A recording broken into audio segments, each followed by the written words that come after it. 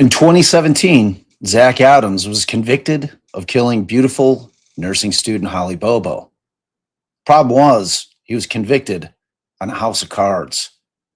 He was convicted by one of his cohorts who got on the stand and told the tallest of tales, who later recanted. This is the trial. We're at day 14. Let's get into it.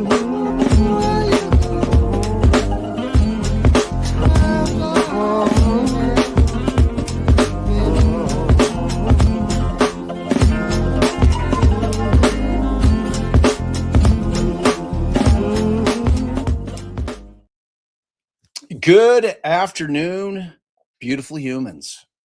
I'm Bob Mata. This is Defense Diaries. Welcome back. I had a nice little 4-day break there. Didn't work. And it was pretty glorious. I did miss you guys, though. That was the thing. I was going to go live yesterday, but I had other things going on. Like Scarlett had a lot of practice stuff and all the things. So, but we're back for day 14.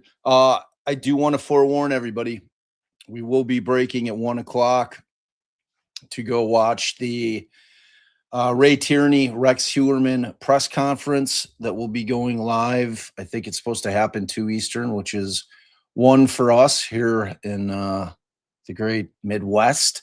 So we're going to check that out.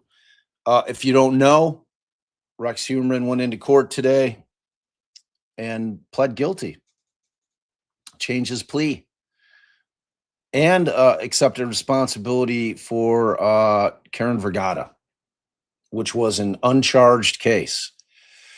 So that was a thing. That was a thing. It's a big deal. It's weird.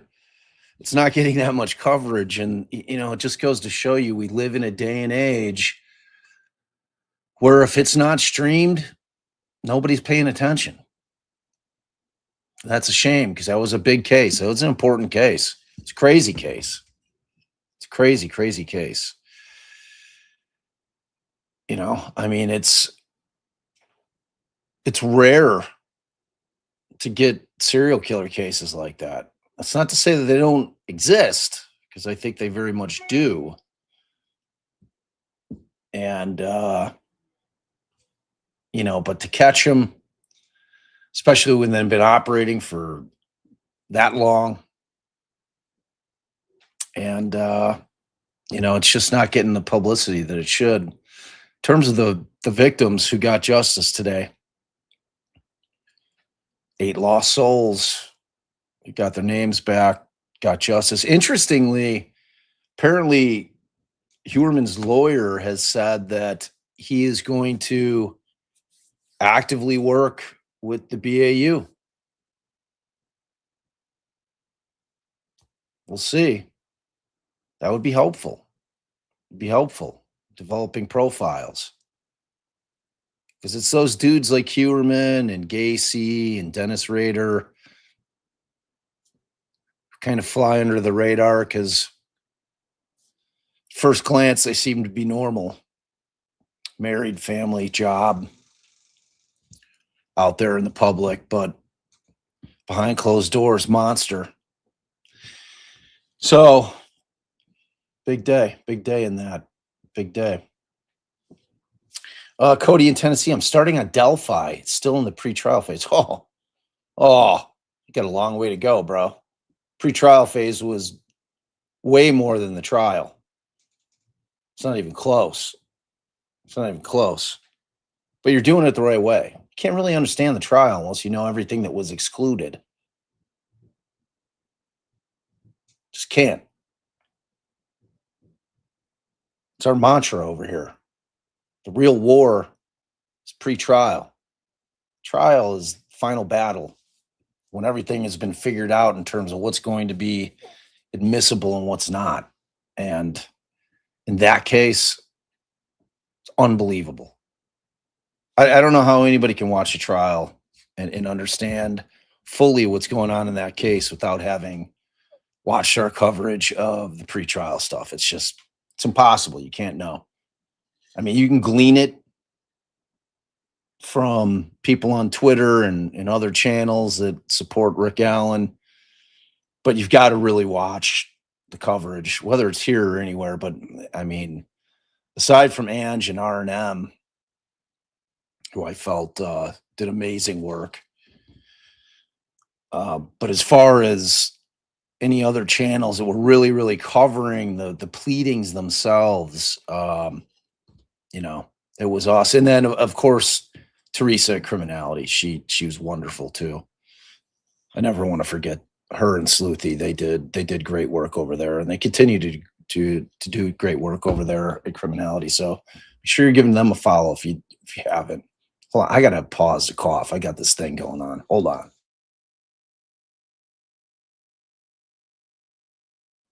Scarlett better not have gotten me sick. There's gonna be big trouble. Big trouble.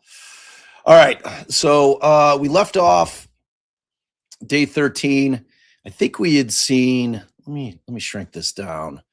We had obviously seen Terry Britt. We had the lovely and brilliant Dr. Katie Spirko hanging with us when we were going through that testimony, which was great. And then I think I'm correct here with where we're at. I think we are at, I've got us with Jamie Darnell. Jamie Darnell. Because we saw Terry Britt, and I think there was one person after him, but as far as that goes. So I think because I stopped right at the end of that day. So, all right, let's roll. Let's roll here. See what we got. And again, reminder, if you're late, we will be cutting out probably at like 2 of 1 my time to go watch the Ray Tierney, Rex Heuermann press conference. I want to hear what they have to say. I want to hear from the victims' families. It's an important story, so we're going to go cover it. All right, let's check.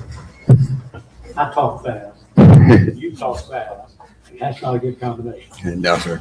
And it's important for you to look up, speak in that microphone, speak to the jury. I also want you to understand this lady sitting here in front of you, our court reporter, it's important for her to hear you. So don't mumble, don't nod, just answer the question. Yes, sir. You got any questions for me? You understand? Yes, sir. All right. Now, before we went to lunch, it got awfully hot in here. Yes, sir. And it got distracting because when the heat came on, it's a lot cooler now. I think we're all in better shape. You ready to go? Yes, sir. And you've had some illness problems. You were kind of, you've taken care of that today, right? I believe I got under control. All right, you ready to go? You feel Yes, sir. good? All right, let's go back just a little bit. You and Mr. Adams came out of that bathroom at your house, and he shot the gun over your girlfriend's head out the front door. Right? Yes, sir. Now tell the jury, slow and don't mumble, what happened after he shot that gun. Well, I pushed the gun down toward the ground. Talk slow. I pushed the gun toward the ground and kind of pushed him in the same motion toward the exit, toward the side door to outside, and asked him what was going on. You know, what was he thinking? You know, and he broke down and started crying, and he was apologetic. You know, all the way over shooting the gun, and I told him I couldn't have him coming back around my house, you know, acting like that and behaving like that. You know, my kids and stuff coming in and out. And I can't hear you. I'm sorry. It's okay. Just get up that microphone and pick it up so get a little closer to it. And he was apologetic, you know, of everything that, you know, what just happened. He took and I told him I couldn't have him coming back over to my house, you know, behaving like that with the, you know, kids and everything. And I told him that he's more welcome to come back after he cleared his name of everything that was going on, everything he was being accused of, you know, in the neighborhood and the community and whatnot. You told him he needed to clear his name. Yes, sir. What did you mean when you told him he needed to clear his name? Of the rumors and that were going around of, you know, whether the speculations of the Bobo case, of everything that was going on. It was a hot topic at the time around the area. You told him he needed to clear his name about his involvement in Holly Bobo. Yes, sir. Rape and murder. Yes, sir. What did Mr. Adams say after you told him he needed to clear his name? He said that he couldn't do that. He was too far involved into it, and there was no way he could do that. Did he tell you he knew what happened to Ms. Bobo? No, sir, not. Not that I can recollect. He told you he was too deep into it. Yes, sir. Did he talk about his drug use? He showed me the drag marks, I think they call it, on his arm where he'd been. He said, "This is what meth and morphine does to you." And he had bruises all over his arms and stuff where he'd been shooting it up. You said, what is it, drag mark? Yes, sir. What is that? It's like bruises. It's like spots, So the jury, where on your arms he was pointing on his arm? What you saw? the bend of his elbow on the side of his arm. Yes, sir, on the side of his arm, bend of his elbow and stuff. Yeah, it's pretty bad. You tell you what it made him do? How it made him act? But I could tell by the way he was acting that night in particular that it wasn't a good combination. It wasn't good for anybody. I mean, he was acting really crazy. Mr. Darnell, was there any question in your mind that what you all were talking about that night was Mr. Adams' involvement in the Holly Bobo case? Could you elaborate, please? You understood you all were talking about the Holly Bobo? Yes, sir. Did you ever have anything to do with Mr. Adams after that night? He wanted you to do needle dope and shot that gun out your house? Not that I can recollect. I think he honored my wish, but not coming back around. Best I can remember, he did. If it maybe something in the passing, see the gas station or something, but as far as coming back over, I don't think he did. No more socializing? No, sir. Mr. Darnell, you've had a little trouble in the past with the law, right? Yes, sir. Aggravated burglary convictions, Yes, sir. misdemeanor convictions, Yes, sir. and aggravated burglary was when you were how old? 18, How old are you now? 30 to 40, or 40 last Monday. 40? Yes, sir. And that felony was 22 years ago. Yes, sir. That's what it's on.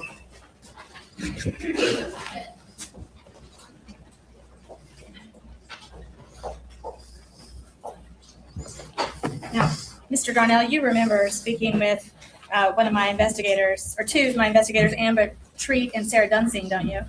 Yes, ma'am. One of them, the woman over there, Yes, ma'am. and that was at your home, correct? Yes, ma'am. That was June the 26th of this year. Roundabout, yes, ma'am. And at that time, you remember specifically telling them that you were not testifying solely for, not simply to do the right thing, that you were also interested in the reward, didn't you? I told him that I wasn't like everyone else and saying that I wasn't interested in the money because, who wouldn't be, Right, and you told her that the state would divide the money up amongst the people that testified against Mr. Adams. No, ma'am. I told him that what the word that I heard from people going around the community is a small neighborhood. Everyone talks, and that's what the word is. That we're going to split it up, 100, 200 people or whatever. But amongst those people that helped convict Mr. Adams. Yes, ma'am. Okay. And the first time you've talked to the police on several occasions in this case, haven't you? Yes, ma'am. First time you spoke to the police was on March the 1st, 2014, after Mr. Adams was arrested, wasn't it? I guess I couldn't tell you the exact date, ma'am. Around then. Yes, ma'am. Okay. And then you spoke to them again April the 11th of 2014. Yes, ma'am. Okay.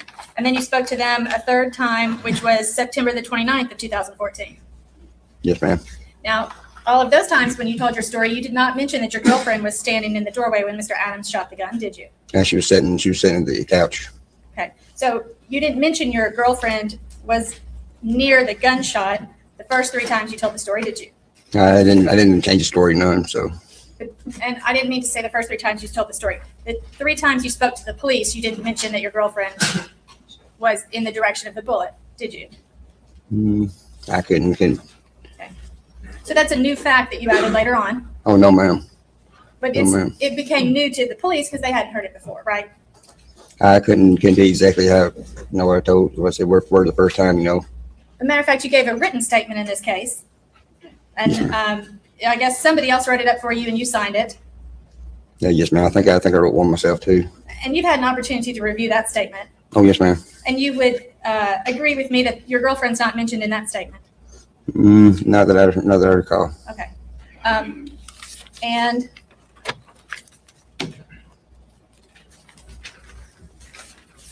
you know Victor Dinsmore, don't you? Oh, yes, ma'am. And you would say Mr. Dinsmore is a dishonest person, wouldn't you? Objection. If he I knows. don't believe it's relevant. I don't believe That's one's opinion on someone else's credibility is appropriate. It's 6:07, Your Honor. has to do with impeachment and reputation and futility for honesty, and this witness's personal knowledge about whether or not he's on 608. I'm sorry. It's evidence of character and conduct of a witness and specific instances of conduct and impeaching somebody based on somebody's opinion for their honesty. All right. Okay. You know Mr. Dinsmore, Richard Dinsmore, don't you? Yes, ma'am. And you would consider him a dishonest person, wouldn't you? Certain aspects of his life, yes, ma'am. Okay. I mean, he stole some money from you, didn't he? In a roundabout way, yes, ma'am. Did he sell you a house he did not own? Yes, ma'am. Okay. And how much money did you pay him for that house? Right, 21,000. Okay. And turned out he didn't own it to sell it to you, did he? No, ma'am. And at one point, Mr. Dinsmore tried to rape your ex-wife, didn't he?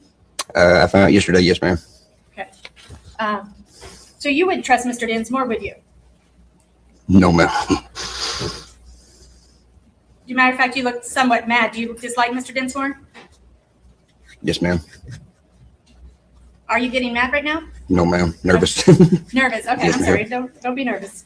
Now, after, let's see.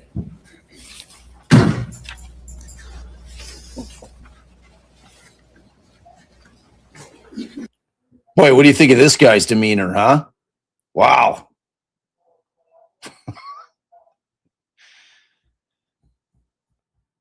I threw up Katie's comment. This guy's full of shit. That's what a dude who's full of shit looks like what he's on the stand testifying. That guy.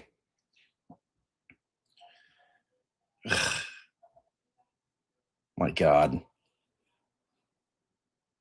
Look at that guy. It's hard lying in court. At least it's supposed to be for a normal person. Specifically, when you're saying that you told Zach to clear up his name, you were clear with the investigators that you did not mention the name Holly Bobo to Zach when you told him that, did you? No, ma'am. Okay, you just said you need to clear up your name and everything that's being said about you, didn't you? And clear your name of what's going on. And Zach simply replied he couldn't clear up his name, he was in too deep. Yes, ma'am. And this is right after he's shot the gun in your house, is that right? Yes, ma'am. And you would agree with me that he was high at the time he was shooting the gun. Yes, ma'am. I mean, he'd been using meth and other drugs. Presumably, yes, ma'am. I'm sorry. I think he was. He didn't, he did it in front of me, so Okay. But he was certainly, strike that. So, and when he responded to you, he did not specifically say Holly Bobo's name, did he? No, ma'am. You assumed that you both knew what you were talking about, didn't you? Yes, ma'am. Okay. No further questions. Yes. You assumed he knew because that would be news of that kind. Yes, sir. That's the only topic going around. I mean, that was. And you thought he was involved. Yes, sir. That's why you told him to clear his name. Yes, sir. And he couldn't do it because he was in too deep. Yes, sir. Thank you, Your Honor. All right, step down before you go. Please don't discuss any testimony given in court. Yes, sir. Call your next. Carl Stateler. Mm-hmm.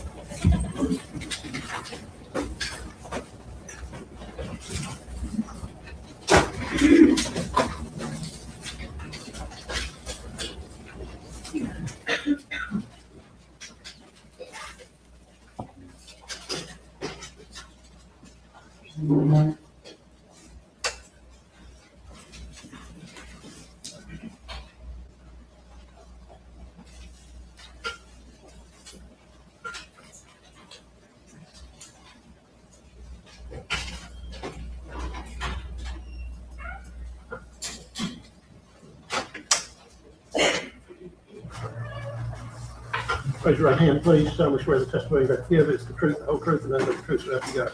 That's right. I want you to sit down and state your first and last name for the record and spell it for the court reporter, please. Carl Stateler, CarlStateler. Spell last name again. Stateler. Okay. And proceed. You may. Mr. Stateler, I want you to direct your answers to the jury, but keep your mouth, keep your voice up, okay? Yes, ma'am. And I'll pull it up, Mr. Kind of tall. Where do you live? Parsons, Tennessee. Speak up. Parsons, Tennessee. There you go. Sorry about I that. can hear you. Did you grow up around there? Yes, ma'am. How old are you? 28. You know a person by the name of Zach Adams? Yes, ma'am. You seen him in the courtroom? Yes, ma'am. Could you point him out, please? Love it. For the record, the defendant. You know a person by the name of Shane Austin? Yes, ma'am. And where's Shane Austin? Dead from what I hear. What about Dylan Adams? Incarcerated. So you know all of those individuals. What about a guy named Jason Autry? Yes, ma'am. I'm going to draw you to take your attention back to 2011. Are you the same person today that you were then? No, ma'am. Are you working? Yes, ma'am. Have you been working for several years? Yes, ma'am. Stable? Yes, ma'am. Back in the day, were you, I guess, not living the same life you're living now? Yes, ma'am. During that time, is that when you knew Zach Adams and Shane Austin? Yes, ma'am. And let me just ask you, were you sort of involved with the drug culture back then? Yeah, I was just kind of just raised up in the area, and that's all I ever know until I had enough sense to get myself out of it. And you moved to Nashville? Yes, ma'am. Because other witnesses have been asked, I'll just ask you the same thing. Do you have any felonies? No, ma'am. Despite not having any felony convictions, you have some misdemeanors. Yes, ma'am. Okay. So back in 2011, you said you knew Zach Adams. Yes, ma'am. Do you remember hearing that a young lady by the name of Holly Bobo from Parsons had come up missing? Yes, ma'am. And was that big news in your town? No. Was not big news? I mean, it's just another person that come up missing around there, you know. Was it on the television? Yes. And did you personally know anything about that? No. Did you know her? No. Did you know her family? No. Didn't know Kara Bobo, Clint Bobo, Holly's brother, Dana Bobo, her father? No, ma'am. Back in 2011, where did you live? Remember? Yep, with Victor Dinsmore. And that was off of Yellow Springs Road? Yes, ma'am. Believe you were dating his daughter, maybe? Yes, ma'am. Okay. And the jury has seen a picture, an aerial of the Dinsmore house and the big shop, I guess, that was out there. Did you live there on a permanent basis, or were you sort of coming and going? Coming and going. Now, did you have occasion after Holly was reported as missing to ever have a discussion with Zach Adams about that? Will you repeat the question? Okay, it was kind of probably not an easy question. The summer after Holly went missing, she went missing in April. So the summer after that, do you recall a time when you were riding around in Zach's truck with him? Yes. And did he make a statement to you about what you believed to be Holly Bobo and her disappearance? Yes, ma'am. Would you tell the jury what he said? He said, I'll let Shane hit it. Said what? I'll let Shane hit it. And what did you take that to mean? The only thing that it could mean, as far as I knew Zach Adams was concerned, in the Holly Bobo disappearance. What did the word, and you may not want to say, but what did? Rape. Rape. Did you ask him any questions about it? No, ma'am. Did you want to know about it? No, ma'am. In addition, and that was the summer after Yes. Holly came missing, Yes. or during the summer, yes. Did you also have an occasion to be at a bar with him on a different day when he made certain statements? Yes, ma'am. And where was this bar located? Johnny's Bar and Grill in Parsons, Tennessee. Okay, and where in Parsons is Johnny's Bar and Grill? It is about halfway down towards the interstate, towards Cherokee Heights, Woodland Shores area. And I know you don't know the date, but you believe this to be at that same end of that same summer? Yes, ma'am. And what, if anything, did Zach say to you regarding Holly Bobo? What did he say to me? Or say to somebody else that you overheard? He said, I'll kill you like I did Holly Bobo. And who did he say that to? The bartender. And was that bartender a male or a female? Female. What was her name? Misty Tubbs. I let Shane hit it. I'll do you like I did Holly Bobo. Did he make one more statement to you about Holly Bobo?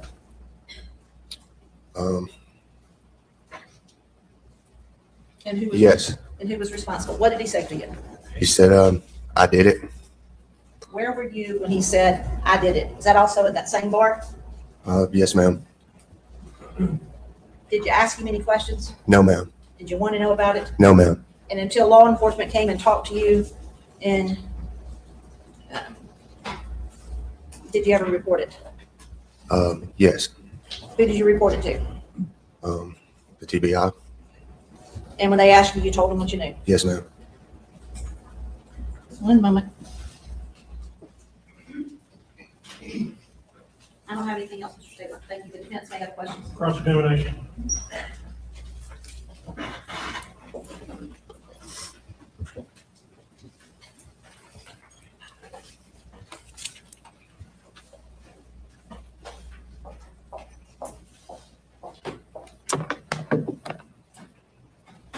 Now, Mr. Stateler, the first time the TBI came to talk to you about possible information regarding Doc Adams, you denied knowing anything, didn't you?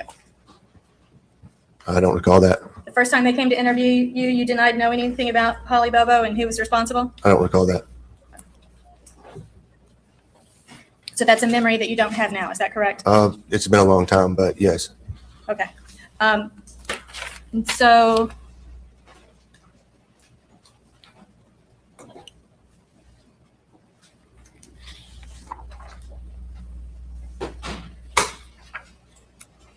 then you say when you were driving around, Mr. Adams said, "I let Shane hit it."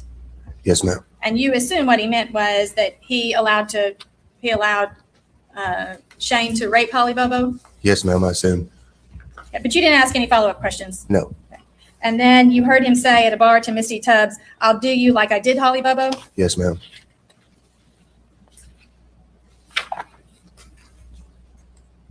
But in the past, didn't you specifically say, you heard him say, "I'll do you like Holly Bobo"? What bass are you referring to? The night at the bar? Before, when you've repeated that statement, wasn't it slightly different in that you said, Zach Adams said, "I'll do you like Holly Bobo," instead of "I'll do you like I did"? I don't Holly remember Bobo? the specifics. I just remember him telling the bartender that night that he would kill her like he did Holly Bobo. But he didn't say kill. He said, "I'll do you." I'm not sure the exact words, but it was serious enough to, Okay, but you it's know. possible. I'm sorry, Your Honor, he's still talking. She I cannot. think he finished. He Cut said off. it was serious enough, what's his statement. Okay, I couldn't hear the end of it.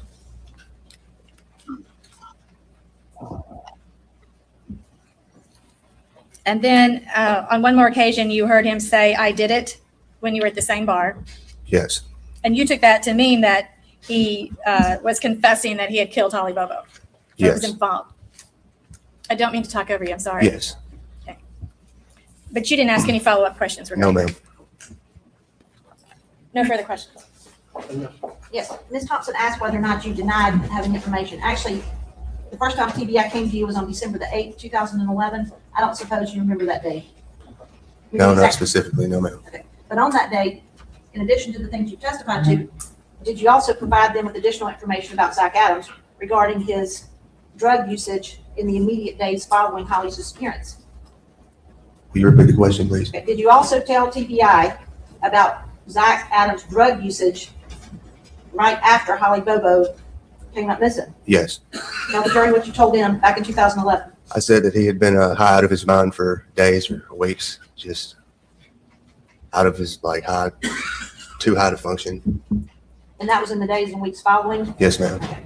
And that's also the same interview that you told him that he blurted out, "I let Shane hit it." Yes, ma'am.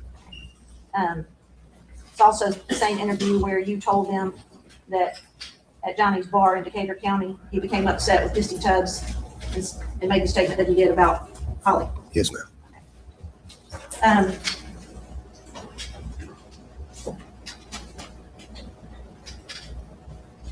During the time, they talked to you again several years later, and at that time, you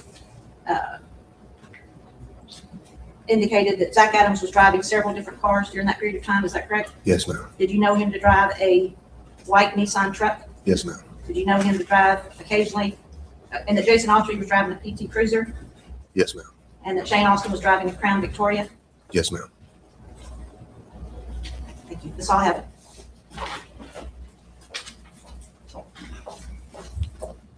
Do you remember speaking to our investigators, two women that came to talk to you? Yes, And so you specifically told them, you described Zach Adams as being passive aggressive and liked to mess with people's heads, yes, didn't you? And so just a moment ago, also, you testified that Zach Adams, there was a point at which he was so high, he was using so many drugs that he was unable to really function. yes. Of And- sound mind. at the time he talked about letting Shane hit it, that was right during the middle of that time when he was so high, he was having a hard time functioning. Yes, ma'am. No further questions. One more to follow up on that. You indicated that, and I left this out on purpose the first time, but Ms. Thompson asked about head games. Was he playing head games when he pulled guns on you multiple times? Objection, Your Honor. It's outside the scope. Oh. How was that outside the scope? Let's just move on. All right, you can be excused. We've not discussed your testimony with anyone. Thank you. Step down.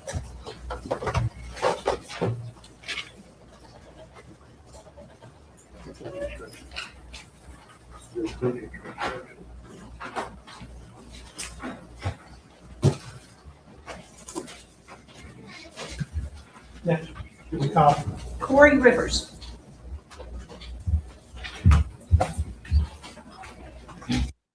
This dude got convicted on bullshit and talking shit in a bar. No actual evidence. Jason Autry in this parade of jail snitches and meth heads in a bar. It's crazy. It's crazy.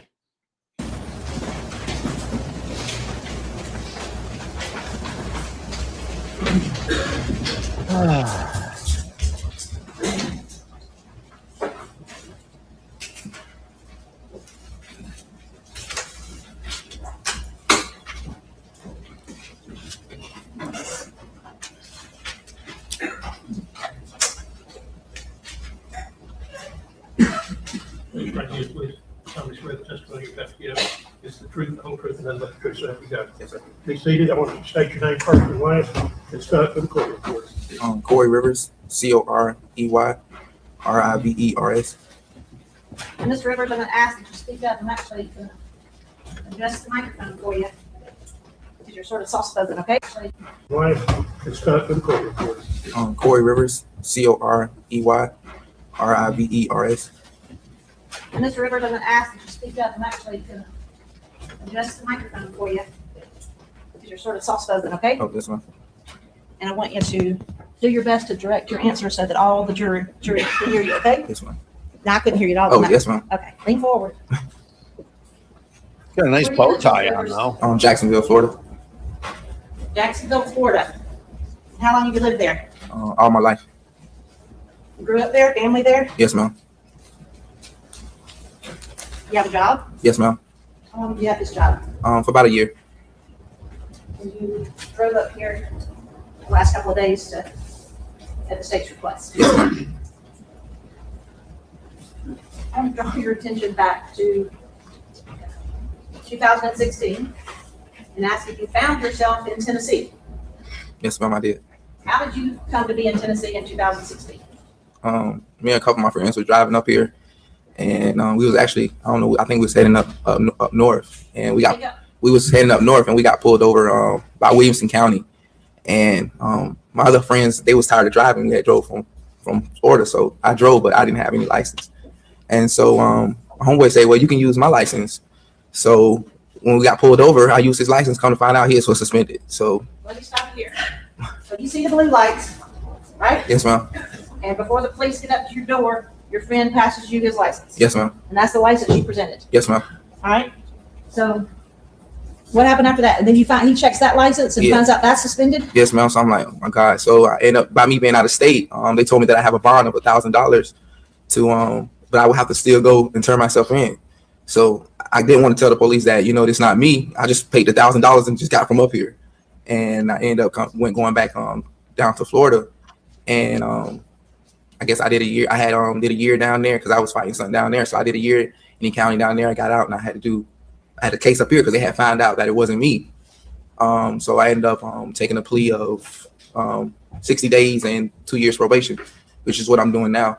So you're on probation. now. Yes, ma'am, I am. So the 60 days that you got for using somebody else's identity, Yes, ma'am.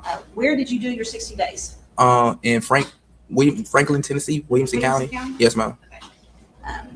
So I want to ask you, and you were actually incarcerated for your 60 days last year, Yes, ma'am. like April through June. Yes, ma'am. somewhere around April 8th through June 9th? Yes, ma'am. Okay. And while you were incarcerated in Williamson County, did you come to know or meet an individual by the name of Zachary Adams? Yes, ma'am. Do you see him in the courtroom today? Yes, ma'am. Would you point him out? Right there. But record. Before you got here, before you got locked up on this driving charge, did you know anything about the case regarding Holly Bobo that happened in Decatur County, Tennessee? No, ma'am.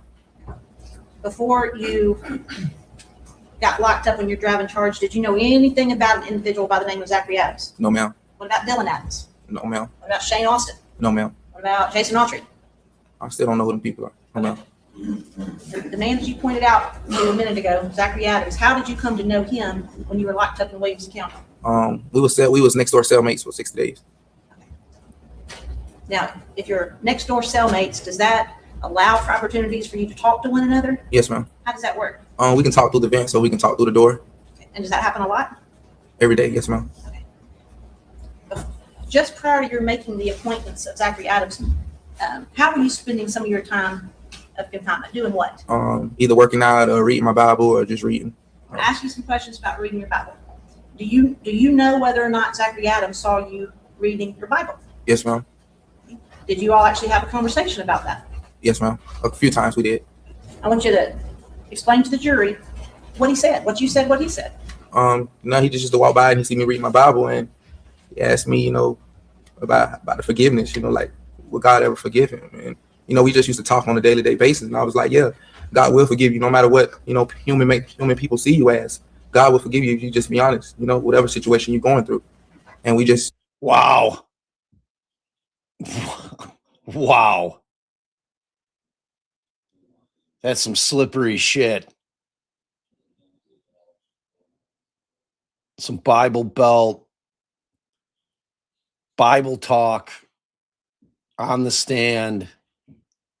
Oh, man. Oh, he's credible. He reads the Bible. used to combine in like that. Did he indicate whether or not he was interested? You said as long as you do what? Tell the truth? Yeah, yes, ma'am. Did he indicate to you at all what his intentions were? No, ma'am. Now, was this before or after you knew what he was charged with, or both, before and after? We started talking that night. It's like when I first get in there and the person asks you, like, what are you in for? First couple of days you shy, don't really say too much. And I gave him a story while I was in there, and he kind of told me that while he was in there, but I didn't know it was anything like this. So. Did he tell you that he was charged with kidnapping, rape, and murder? Yes, ma'am. When you heard that news, well, just tell the jury how that conversation went. But when I heard it, I still didn't kind of like give him no, I still didn't like stop talking to him because, everybody's been accused of such a similar situations like that. Should I elaborate on that? Sure, you start. My mom was like that. She was accused of murder when I was 4 years old. I had got molested. At the age of 4, I had to get 36 stitches. So, she came home from work and she seen my stepdad inside of me. So she killed him. And they sentenced my mom to life without parole. So, we're not knowing what defects behind it, but in the system, my stepdad's sister was a police officer. So that's why she got that much time. But she fought for me. I'm the only child. So my mom is out now. She only did 9 years and you can't even tell she went in. So I didn't really try to pass judgment against him because I'm not knowing the background of why he's accused of that. So I didn't. So you just kept talking to him? Yeah, I just kept talking to him like a normal person. Did he tell you anything about what he was charged with? Did you ask him what happened? Not at first, but as through day to day, weeks and weeks, we talking when he come out for his hour, I come out for his hour. We talking through when it's, nothing to do. He was elaborating of, I asked him what happened, Okay. and you asked him what happened? Yeah, I asked him what happened, and he really didn't go into much detail. He was just like, him and a couple of his friends got drunk, and they went. Stop here. Did he say a couple of his friends, or did he say a family member and another guy? He didn't elaborate on that. He just said a couple of his friends. Wow. Objection. Leading. Wait, now he got drunk at 7 a.m? Come on. Friends that went into the, they got drunk and they went into the woods with this girl, and one thing led to another, and then he was like, I was there for the worst of it. And I was like, well, did you do it? And he was like, I was there for the worst of it, and he just left it like that. We never really got into detail about that. That's when the subject again got on about the forgiveness, and just be honest, and no matter what the outcome is, at least you right with God, so it just went on like that. So he told you that he and a couple of his friends got drunk and did what? Got in the woods? Yes, ma'am. Okay. And then without giving you details, he told you he was there for the worst of it. Yes, ma'am. He didn't go into He detail. didn't tell you what the worst of it was. No, ma'am. When he told you that, did you stop talking to him, or did you continue to, I don't know, try and be his friend, or? I just continued to talk because I didn't know it was anything as dramatic as this. So I just continued to talk because here I am in the same predicament you is. I'm just not charged for the same thing. So I try not to judge people by that. Did he tell you what had happened to her body? Yes, ma'am, he did. He told me that the bottom side was found in one part of Tennessee, and some other pieces was found otherwhere. So I'm sorry, didn't hear that. and other pieces was found other places. That's what he told me. But did he say what had happened to her body before that? It had got chopped up. So it had been chopped up. And specifically, I'm sorry, he's just talking his voice. It had got chopped up. did he tell you that they had found her upper torso? Yes, ma'am.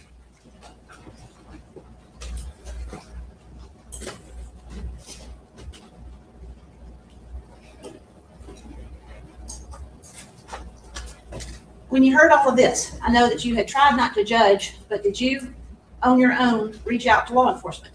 Yes, ma'am.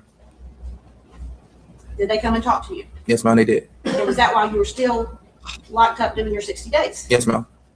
At that point, when they came and talked to you, did you ask for anything from them? No, ma'am. Did you want anything from them? No, ma'am. You'd already pled guilty. Your case, you had your days, right? Yes, ma'am. 60 days.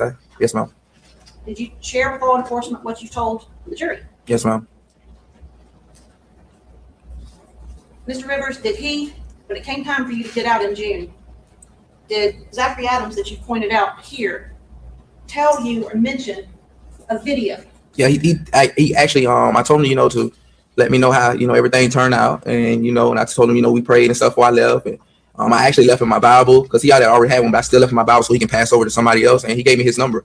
And he said, man, I'm going to, he said, do you have a Facebook or a YouTube account or Facebook account? And I was like, yeah. And I gave him my, Facebook and stuff information. And he was like, man, I'm going to call you and I'm going to give you something. I was like, all right, I wasn't really thinking nothing much. I'm ready to go. My time is up. I'm ready to go home. So I really wasn't thinking nothing of it. So when I did get out, about a week later, he did call, but I never picked up because I never put no money on the phone. And once I start, researching and Googling. All right, you can't talk about what you said, but after you got out in June, did you look up this case and decide that you weren't going to talk to him anymore? Yes, ma'am. Okay. Now what I'm asking, I asked you that before you left, did he tell you about a video? And then you jumped to the Facebook and Yes. And the YouTube. So what did he tell you about the video? He told me that it was something, he had something he wanted to show me. He wanted to tell me to look up when I get out by the video.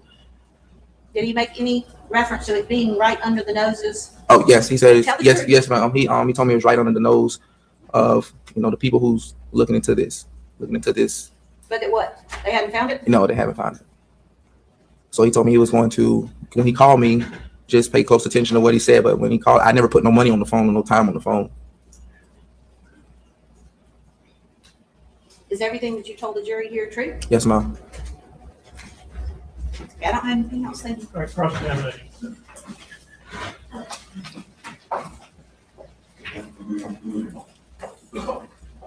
Now, Mr. Rivers, where you were staying in the Williamson County Jail, that's protective custody, isn't it? Yes, ma'am.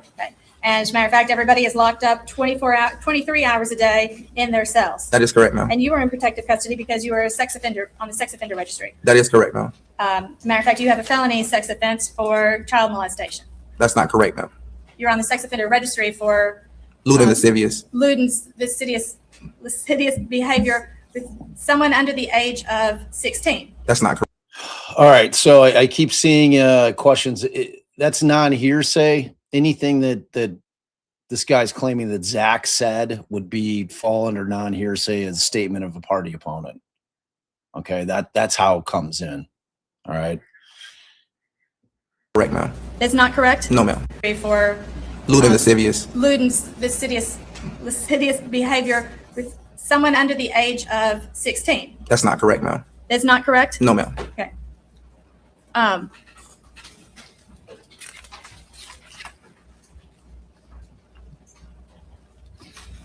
So it's an error if the record shows that? On whoever part, it got to be. Yes, ma'am. Okay.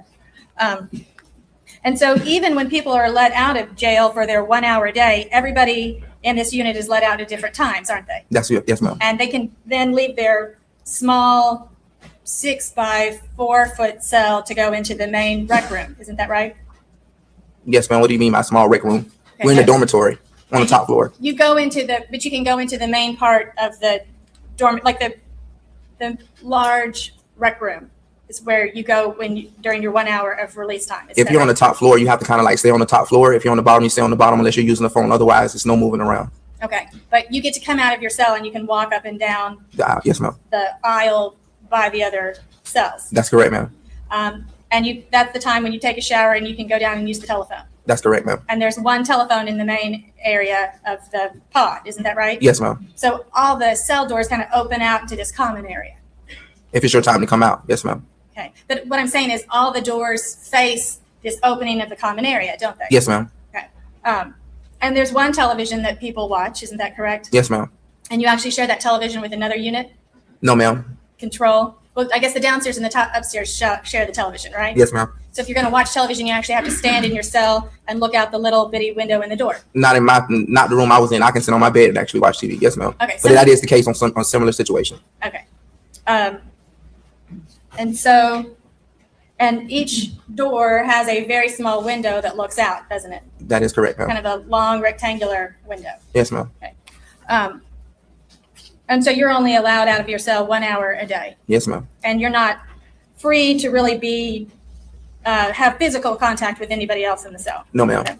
Now you've been in more than one jail over your lifetime, haven't you? Yes, ma'am, I have. Okay. And in jail, would you agree with me that people like to maintain a kind of in general, a tough demeanor so that they are not picked on or bullied by other inmates?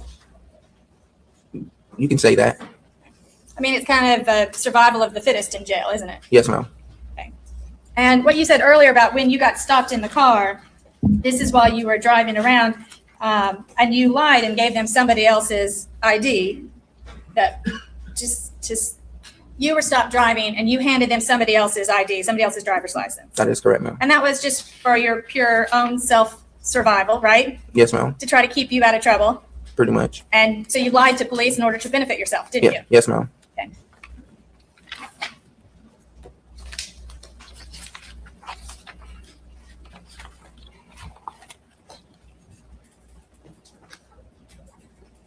And so now you initially contacted the police before you were released from jail about Mr. Adams, didn't you? That is correct, ma'am. Okay. You contacted police on May the 4th, which was, you hadn't even been there a whole month when you contacted the police about him. 6 days shorter than a month. Yes, ma'am. Okay. Because at that point you thought, you say it was just to, you said you contacted them because it was such a serious crime. That's why you came forward.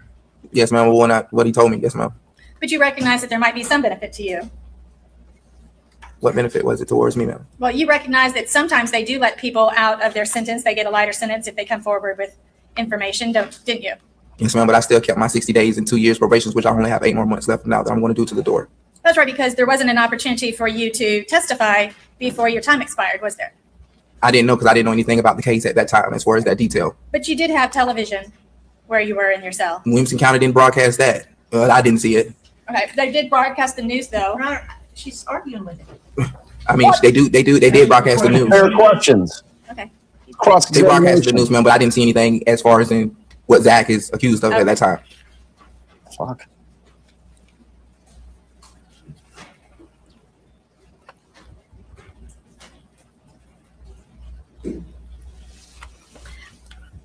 He didn't give you any more details about the crime than what you've said here in front of the jury, did he? No, ma'am. But he did just admit to you that he was involved in it. Yes, ma'am. A person he had just met, Yes, ma'am. another criminal that's being housed in protective custody along with him. Yes, ma'am. And he also talked to you about religion. Yes, ma'am. I can have a minute.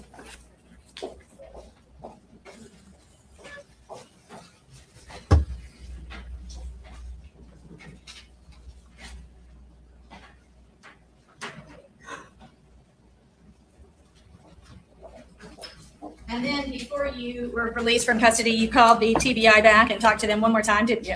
Yes, ma'am. And this time, you said he had continued to. Wait, what is this? What is this talk of tech wizardry? What did I do? What did I do? I want to know. Tell me. I want to know the truth. I can handle the truth. I can. Talk to you while you were in jail, didn't you? Yes, ma'am. That I was your did. claim. Yes, ma'am. Even though you did admit that he said his attorney had told him to not talk about the case. Yes, ma'am. Him, his attorney, and his papa. That's what he used to call his grandfather, his papa. Papa? Yes, sir. Yes, ma'am. And you don't believe everything people tell you in jail, do you? Object to relevance. Sustained. No further questions. Ms. Rivers, Ms. Thompson just asked you about why you were on the sex offender registry. Does that relate back to a charge that you got when you were in state custody when your mother was in prison? Yes, ma'am. I was in a juvenile program. Okay. And you were how old? I was 17 when I was accused. I didn't get formally charged until I was 18. He was 16. He touched me. I touched. Oh yeah, that doesn't have anything to do with the. Like I like the sinking. That's not me. It's good old law news network. I have no control over that. Some days are perfect. Other days are 10 seconds behind in terms of words and mouth being synced up. So there's nothing I can do about it. him. He told me that he told me if I didn't let them know what I did, that he was going to tell, so I can catch more time. But I was so ignorant at that time that I didn't care. I was ready to go. How old? I was 17 when I was accused. I didn't get formally charged until I was 18. He was 16. He touched me. I touched him. He told me that he told me if I didn't let them know what I did, that he was going to tell, so I can catch more time. But I was so ignorant at that time that I didn't care. I was ready to go. So he told what happened, that I touched him and he touched me. So they had to wait till I was 18 to formally charge me, which was a year later. But I was so ignorant with the law till I took a plea. And that was when I was 18. I'm now 32. I have never, ever had any other crime like that. Never even dealt with nothing else like that in my life. You could actually be off the sex offender registry in Florida. Yeah, I didn't know. This time, but you just didn't get I didn't even know until a lawyer reached out to me and told me, looked into my case and told me that I can't fight it because it's so old, but that I can get off the registry. But I'm back working. I'm in school. And right now I just don't have the funds to pursue that to get off right now. But it is in the making. Yes, ma'am. And since Ms. Thompson was asking you some questions sort of about your credibility, I see you have 2 teardrops. Sometimes that's associated with gang killings. What are yours for? Mine is for my grandmama. I got them in 2008 when she passed. It's for my grandmother. When Zach told you about the 2 other people that got Holly that got Holly into the woods, did you also report that? Objection to leaving, Your Honor. I'm not suggesting, he can say yes, he can say no. I just got to get him to a certain place, Judge. No. Did you also report a statement that Zach made about what one of the other individuals ultimately did to himself? Yeah, I can't. Objection, Your Honor. It's irrelevant. I can't remember if it was his. Wait just a minute, Court. The question again. Was what something else Zach told him about one of the individuals involved? All right. I couldn't remember what was it because it's been over a year. I don't recall if it was his brother or his cousin, but he said someone had, committed suicide and killed themselves. All right, just so you're not surprised, reminder here in the next couple minutes, I've got Tierney's YouTube page up. When they break to that press conference about Rex Heuermann pleading out this morning to 7, actually 8 with the 8th victim, we're going to break over to that. So I just want to remind you, if you're late to the show, we are going to go watch that press conference because I want to watch it. Sorry, we're watching it. You have no choice. I mean, of course, you can leave the channel and go elsewhere, but you should stay, really. Because why? Because of the situation that they had got into. Did he tell you because he felt so bad? Yes, ma'am. Are those my words or No, those are my words. your words or are they Zach's words? Well, those exact words. I'm sorry. That's all. Thank you. So I want to understand, you're saying that this charge that I asked you about, it was not with someone under 16, it was with someone who was 16. That is correct, ma'am. Okay. You wasn't precise, so I didn't And- answer it. Okay, so I got it a little wrong. And then you're saying that you were not guilty of it, but they charged you when you were 18 and you went ahead and took a plea to prevent further trouble? I had been in a juvenile program since I was 14 years old. I didn't get out till I was 18. I didn't have my mother at the time. I was raised by the street, so I was ignorant with the law. So they offered me 35 years or versus take 5 years probation with a plea, and I took it because I didn't have no lawyer or anything to represent me, and I didn't know nothing about the law at that time. You did not have a lawyer on a case that serious? A public defender. Okay, but a public defender would be an attorney, right? Yes, ma'am. Okay. And so what you're saying is you lied about being guilty in order to get yourself a better benefit. So I wouldn't take 35 years. And you went to court and you lied about being guilty in front of the court. So I wouldn't take 35 years. Okay, just to be clear, thank you. None? Done. All right, you're free to go, sir. Please don't discuss your testimony with anyone. Yes, sir.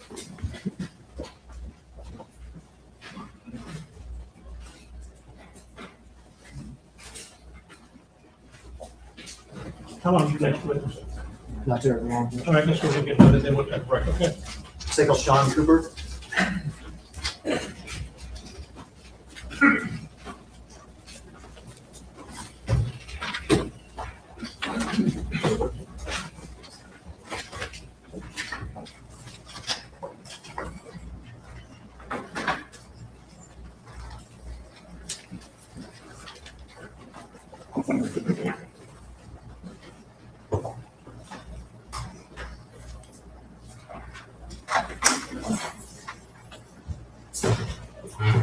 Raise your right hand, please. Solemnly swear the testimony about to give is the truth, the whole truth, and nothing but the truth, so help you God. Come up here and be seated. State your first and last name, spelling for the benefit of the court reporter. Shawn Cooper, SHAWN, COOPER. Mr. Cooper, you're gonna keep your voice up, okay? Yes, sir. You're gonna right over there. Yes, sir. Stick to that microphone so we can hear you over here, okay? Yes, sir. You're in a prison outfit, aren't you? Yes, sir. Jail outfit. Jail, what jail are you in? Hardeman County. Why are you in jail in Hardeman County? I think he said. Hardeman. Yeah. Violation of probation, not paying my fines and not showing up. Not paying your fines and what? Not showing up to see her. Not showing up for your meetings? Yes, sir. Is that right? Yes, sir. What were you on probation for? Theft under 500 and driving on suspended. It's a 2 misdemeanors. Yes, sir. But you do have 2 felonies in your past, is that correct? Yes, sir. Aggravated assault and arson? Yes, sir. And how long ago was that? 2008. That involved your ex-wife? Yes, sir. I want to ask you about another time you were in jail, okay? Yes, sir. March of 2014. March the 4th of 2014. Yes, sir. Did something happen that day? Yes, sir. All right, speak up loud. Tell me and the jury what happened. I was sitting there and a lady, Where were you sitting? I was sitting on a bench after court, just sitting there. All the inmates were sitting there. We're waiting till the other inmates go to court and stuff. Is there like a room outside the courtroom where the inmates are locked up or whatever? It's just a hallway. Just a hallway? Yeah, we were just sitting on a bench, all cuffed. Okay. And the lady come out and said, "Does anybody think they're going to be able to bond out or go home today?" And I raised my hand, raised my finger, just joking. She said, "No, Mr. Cooper, you're going to go to O'Brien County. You got a hold." Okay, so let me interrupt you. Woman comes out, is anybody going to go home today? Is anybody going to bond out or get time served or whatever and go home today? Yes, sir. You raised your hand, but you knew you weren't going home today. No, I knew I wasn't going. You said it was a joke? Yeah. And she told you what? You have a hold in O'Brien County. Okay, a hold means they want you in Ohio County for something, is that right? Yes, sir. So that means if you left their jail, you'd be going to a different jail, Yes, sir. to the Ohio County jail. Yes, sir. After she told you that, did anybody say anything to you? Zachary Adams was sitting there. Now, did you know Zachary Adams? No, sir. So before that day, the fair to say you didn't even know who he was? Yes, sir. I didn't know him. Never hung out with him? No. Nothing like that? No, sir. All right, well, tell me what happened. He said, "You going to O'Brien County?" He said, "You know who I am?" I said, "No." He said, "I'm Zachary Adams. I'm the Holly Bobo murder case." I said, "Oh." And he said, "Is there any way you can talk to any inmates when you get there on the federal side?" And I said, "I don't know, maybe through the door." Let me interrupt you, okay? When you asked, is there any way that you could talk to other inmates there on the federal side, what is he talking about? It's a federal holding facility. It holds the federal inmates. Okay, so Ohio County has prisoners like you, but it also may have some prisoners that are federal defendants. Yes, sir. Is that correct? Yes, sir. He asked you whether or not you're going to be able to talk to them. Yes, sir. So what'd you tell him? I said, I might can. If I'm in F pod or E pod, maybe through the door, I might talk to him. Okay. Can't really remember what name he told me, but he told me it was his brother. He said, "You tell him if he don't keep his mouth shut, I'm gonna put him in the hole beside her." Beside who? Holly Bobo. He told you, and you said a name you can't remember, but it was his brother. Yeah, he says my brother. And he better do what? Keep his mouth shut before I put him in the hole beside her. Before I put him in a hole beside. Yes, What sir. did you say to him? I told him he better quit talking to me, and I said a few cuss words to him, and he shut up. And then they come got me, or he went into court and got his bond. Let me interrupt you right before that, okay? You said some cuss words to him? Yeah, Why did you say some cuss words to him? because it hit me wrong, so it made me mad. You threatened him? I said something to him. I can't remember. Okay. I slap you or something. That you were going to slap him or something. Yeah, Is it fair to say you didn't want him talking to you? yeah. Not after that. Did you want to be part of this at all? No. All right, you said he went into court then and came back. What Yeah. happened then? He was walking out. He said something about I got a blah blah blah bond. Just Talking about his bond, yeah, like it was a joke or something. like it was a joke. Yeah, So he had gone into court, and whatever happened in court happened in court. And now he has come back, and he's made some joke about his bond. yes sir. Do you remember the exact words he used? No, something about I got a blah blah blah bond, like it was cool or something. Like it was cool. Something. Did you think it was cool? No, I just want to go home. You just want to go home. Yeah, But you weren't going home, you were going to Levine County. yeah. Did he make any other statements back there with you about the case? We're not going to be portaling to the press conference. I'm just going to switch to it in this stream, but it hasn't started yet. I've got his YouTube channel up. It has not started yet. As soon as it does, as soon as they go live on that, I'll switch over to it. All right. Believe me, nobody wants to watch that more than I do. I know a thing or two about serial killers. It's of great interest to me. That's what I remember. Okay. That's And were getting there any other people back there with you when this happened? Yeah, there's a couple people sitting there. Would it be fair to say there were other inmates? Yes sir. Did you personally know any of those other inmates? No sir. All right, so you hear Zach Adams ask you, will you be able to talk to the federal inmates in Levine County? You tell him maybe. Yes sir.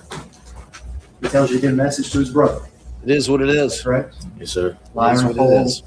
next to Holly, or next to Kirk. Yes sir. Is that right? Yes sir. You hear him joking about his bond. Yes sir. So after you hear this, do you run to the police? Do you run to the police and try to get credit for this? See if maybe you can get out of going to Levine County. No sir. Instead, how did the police find out about this? I was talking to my old lady because I was sort of stunned about it all. You mumbled that to say it again. I was sort of stunned, so I was trying to tell my old lady, like in a secret way, in court or on the phone, about what happened in court. All right, so right after you got out of court, did you call your old lady? Yeah, sometime that day. And to try to tell her what you heard? Yeah, can't believe what this dude said to me. And the police must have been listening to that, right? Yes.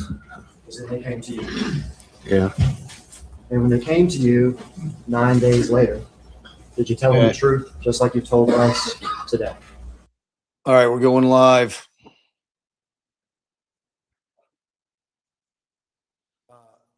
Then the noise grew louder. Through the ensuing investigation and examination of the evidence that the defendant left at or around the crime scenes, as well as on the bodies of the women themselves, that further told the stories of these victims and what had actually happened to them. It was this evidence that ultimately was put together by the task force that proved to be the defendant's undoing and led to the pleas of guilt in today's court proceeding. And it is in this way that these murders were solved. And while we in law enforcement, as well as our Suffolk County citizens, mourn the loss of these victims, we are also grateful to them and to their families, because without them, this defendant would have never been brought to justice and would still be walking amongst us. And he would still be portraying himself as that same harmless father next door, instead of what he is, a convicted murderer. Ultimately, this case is really about these victims and their stories. It is not about this defendant. And I speak for everyone in law enforcement. And when I say we are honored and thankful for having, being able to have played a small role in obtaining a small measure of justice for these families. For decades, this case stood out as a painful scar on the face of Suffolk County law enforcement, Suffolk County government, the citizens of Suffolk County, and the victims' families as well. However, with the defendant's pleas of guilt today, it means that for the first time since the deaths of these women, we can turn to all of these same people and say, Rex Heuermann will be held responsible for the 1993 murder of Sandra Castilla, the 1996 murder of Karen Vergata, the 2000 murder of Valerie Mack, the 2003 murder of Jessica Taylor, the 2007 murder of Maureen Brainerd Barnes, the 2009 murder of Melissa Bartholomew, the June 2009 murder of Megan Wardeman, and the September 2010 murder of Ms. Costello. Despite this tragedy, there's a lot of different emotions, and I guess the word for today, despite the tragedy, despite all those emotions, is thankfulness. We are thankful. We have a lot to be thankful for, despite these emotions. First and foremost, we are thankful for the victims and the victims' families who told their stories, their loved ones' stories, and defended their loved ones' legacies. Without them, we would have never truly gotten to know those victims. My start in this case occurred before I took office. A homicide detective with the Suffolk County PD, Pat Portella, gave my phone number to Melissa and Amanda. Melissa is, of course, Maureen Brainerd Barnes' sister, and Amanda is Melissa Bartholomew's sister. And they spoke with me. We had a really good phone conversation. And during that phone conversation, I heard the pain and frustration in their voices. They wanted answers. They wanted closure. I told them that we were going to do things differently. It was going to be a new manner of doing things. We were first and foremost, we were going to form a task force, and we were going to bring all of the talents of all these people standing here to bear, and we were going to work together. We were going to not use this case as a political football to be kicked into the news stream on slow days or whenever it suited the political leader's purpose. We were going to be quiet. We were going to pretend as though it was business as usual in Suffolk County. And the reason why we were going to do that was because we knew what we were doing. We were playing to an audience of one. And that one person, of course, was the murderer. We wanted to lure that individual into a false sense of security. We wanted him to think he got away with this. And that was exactly what we did. And the reason why we wanted to do that is because when we solved this case and we had those arrest warrants and executed those search warrants, we wanted more evidence, and that's exactly what we got. So we were thankful for that. We were thankful we were able to bring this case to a close, but it started, our inspiration was these victims and their families. But those families were so much more to us. Through them, we truly got to know these victims. When we started, the victims were nothing but names on a blotter, black and white, writing on investigative reports. But once we spoke to the victims, they provided us with the color of these women, and we got to know them as the wonderful mothers, sisters, friends, and daughters that they were. And that inspired us even more to close this case, to come to a resolution. So again, first and foremost, we are thankful for those families. And I just want to individually, mention all of the families. The Brainerd Barnes family, I already spoke with Melissa, but I want to thank Melissa and her husband, Chris, and their children, Marie, who is Maureen's mom, Nicolette and Dylan, who are Maureen's two children. We want to thank them for their support, not only of Maureen, but for our investigation as well. And we want to say, on behalf of Suffolk County, we're sorry. The Bartholomew family, Amanda, who's Melissa's sister, Lynn, her mom, and Jeff, Lynn's partner. We want to thank them as well. When this case started, it started with the grand. Well, it didn't start, but the charging started with the grand jury, and Amanda, Lynn, and Melissa came down and helped us with the grand jury. And I remember when Lynn came in, it was about 2-day proceeding, and when Lynn first walked in, she appeared a certain way, and by the end of that second day, she looked completely different. You could see that having forced her to relive this, you could see the sadness in her face and in her eyes, and we're sorry for that. But without their cooperation, we wouldn't be here today. So to Amanda, Lynn, Jeff, and everyone in the Bartholomew family, we want to say thank you, and we want to say we're sorry.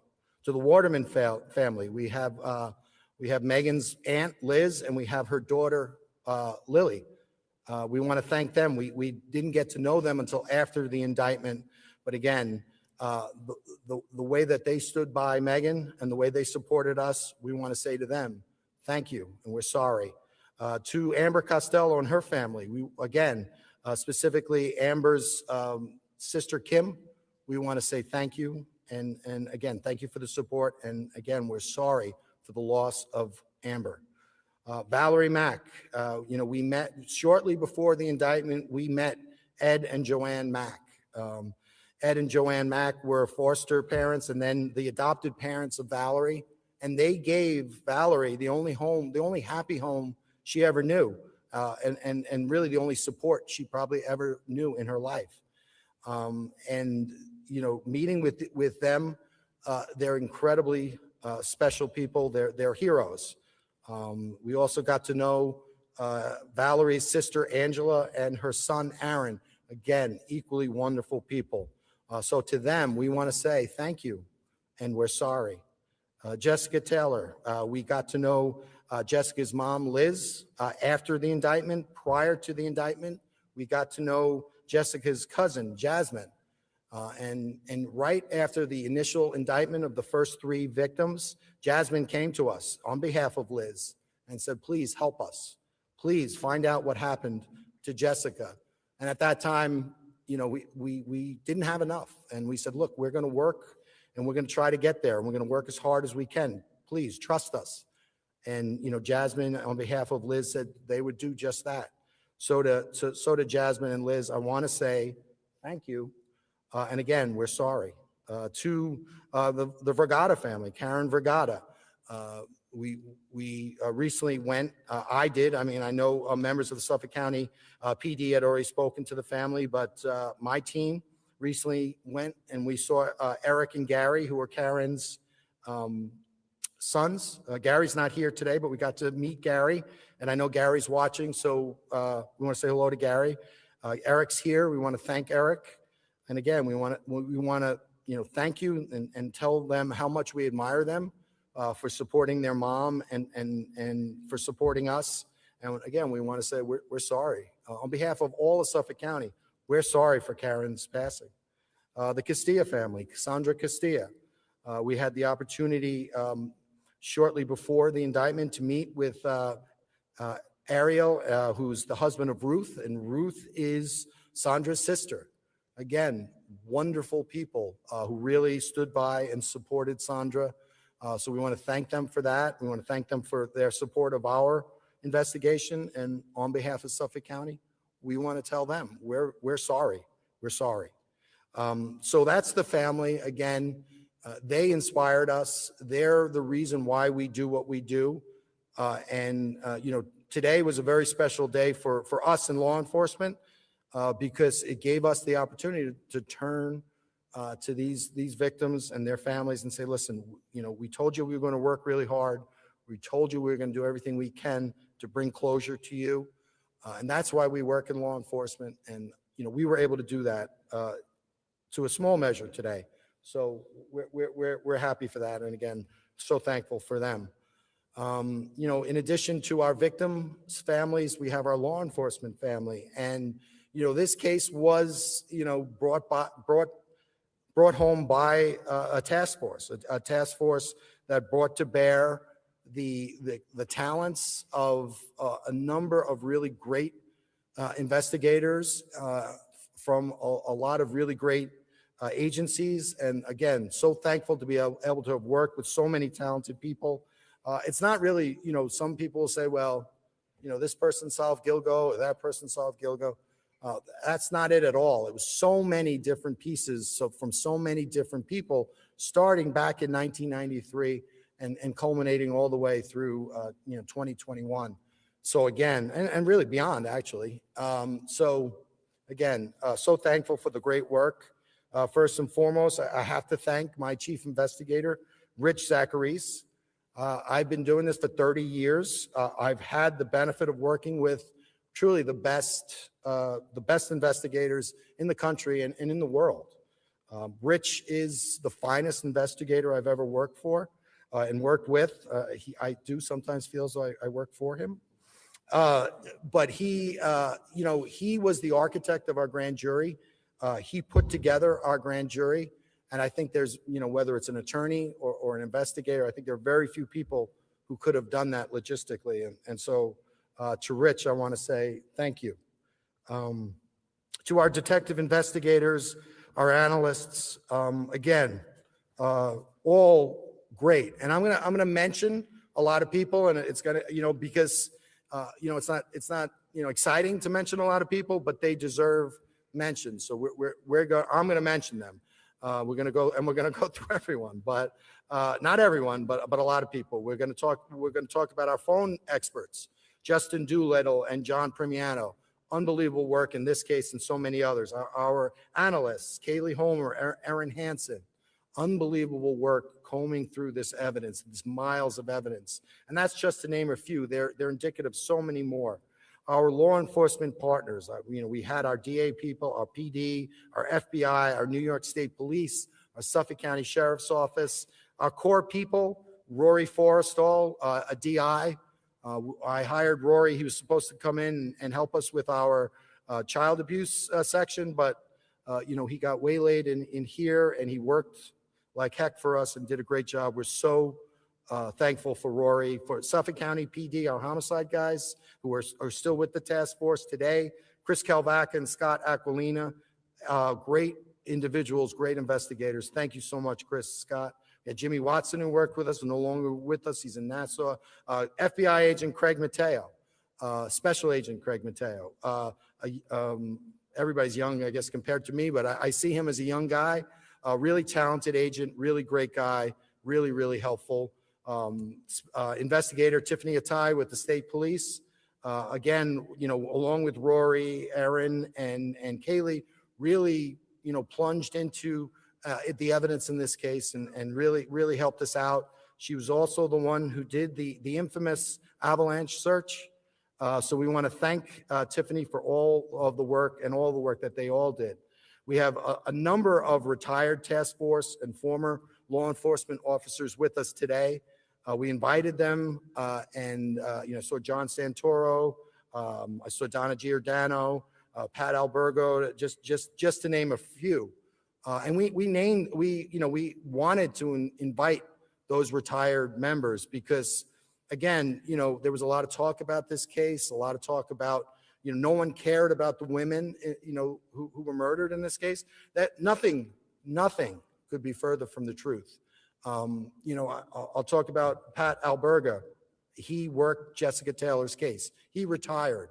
When we had brought enough evidence to bring that case together, we called Pat, and he came to help us testify. Actually, he and Donna Giordano testified for us. But when Pat Albergo, who's retired, came in, he sort of walked through the door like a kid, like a little kid walking down the stairs during Christmas. And he's like, "Why am I here?"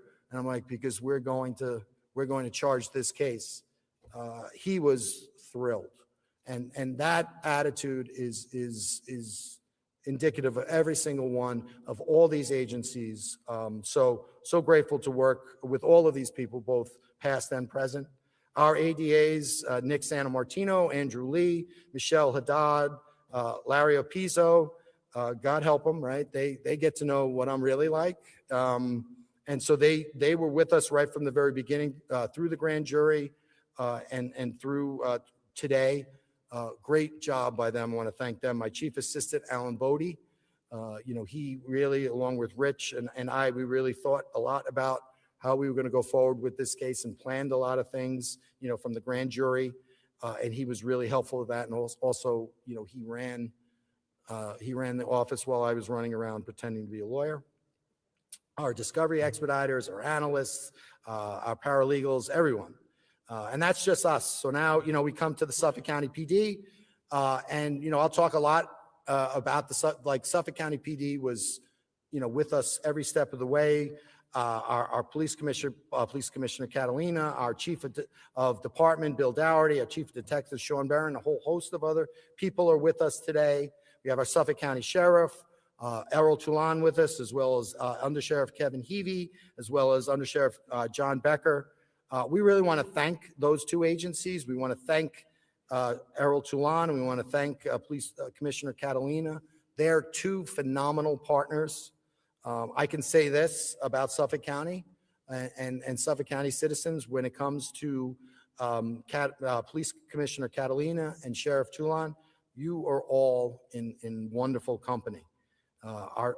In addition, with regard to our Sheriff's Department, they provided logistics and traffic and sex trafficking related intel throughout our interviews, helped us to identify a lot of potential interviews of inmates and other people who had been sex trafficked. So we want to thank Suffolk County Sheriff for that. With regard, we also have the FBI here. We have Special Agent in Charge Michael Raffa, who's of the FBI New York Criminal Division. So Special Agent in Charge Raffa is in charge of the criminal division of the FBI in New York State. We want to thank Michael for coming in. We want to thank Supervisory Senior Resident Agent Don Osbacher, who's been with us from the very beginning. We want to thank them for lending us their expertise, and more importantly, their people. The cell phone analysis that we all heard about, that was done by the CAST, or cellular. The FBI CAST stands for Cellular Analysis Survey Team, and specifically Special Agents Eric Perry and Mike Sabrick. Really unbelievable work by them. Eric, he provided the drive time records, so those boxes, those areas of interest in Manhattan and in Massapequa Park. That was developed because in 2011, Eric Perry drove with equipment through every single neighborhood and extensively mapped the cell phone coverage in those areas, and allowed us with specificity to be able to develop these areas of interest. That had to be done in 2011. The landscape changed, the cell sites changed, after Superstorm Sandy, the geography changed. So, we went back to 2011, and that work that Eric did, and just phenomenal. So we want to thank the FBI. We want to thank Eric Perry and Mike Sabrick. They both created maps for us to use in the grand jury. They testified in the grand jury, as well as John Primiano from my office with the help of Justin Doolittle, and just great work. With regard to forensics in this case, I think I'd said earlier that IgG, investigative genetic genealogy, did not play a role in this case. I was wrong. I had forgotten that IgG was used to identify victim Valerie Mack prior to my involvement in the case. So I want to thank the FBI and Lori Giordano for that. They also, with us, helped to identify Karen Vergata. So again, thank you. FBI, they provided surveillance of the defendant, both in the city and on Long Island, and their surveillance team. I was nervous. I had never met these guys. I had worked with them as a federal prosecutor, but that was a high risk, high reward thing. If they get made, everything comes down.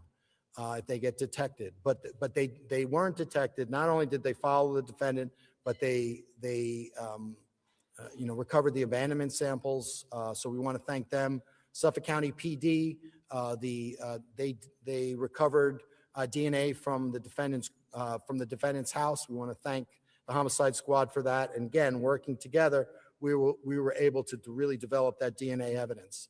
So we want to thank them. We provided, the FBI provided a searchable account, digitalized this entire file for us. We want to thank the FBI for that. New York State Police.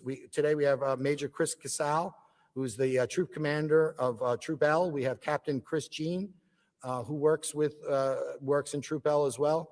Again, they provided Tiffany Atai to our task force, who was integral to our success.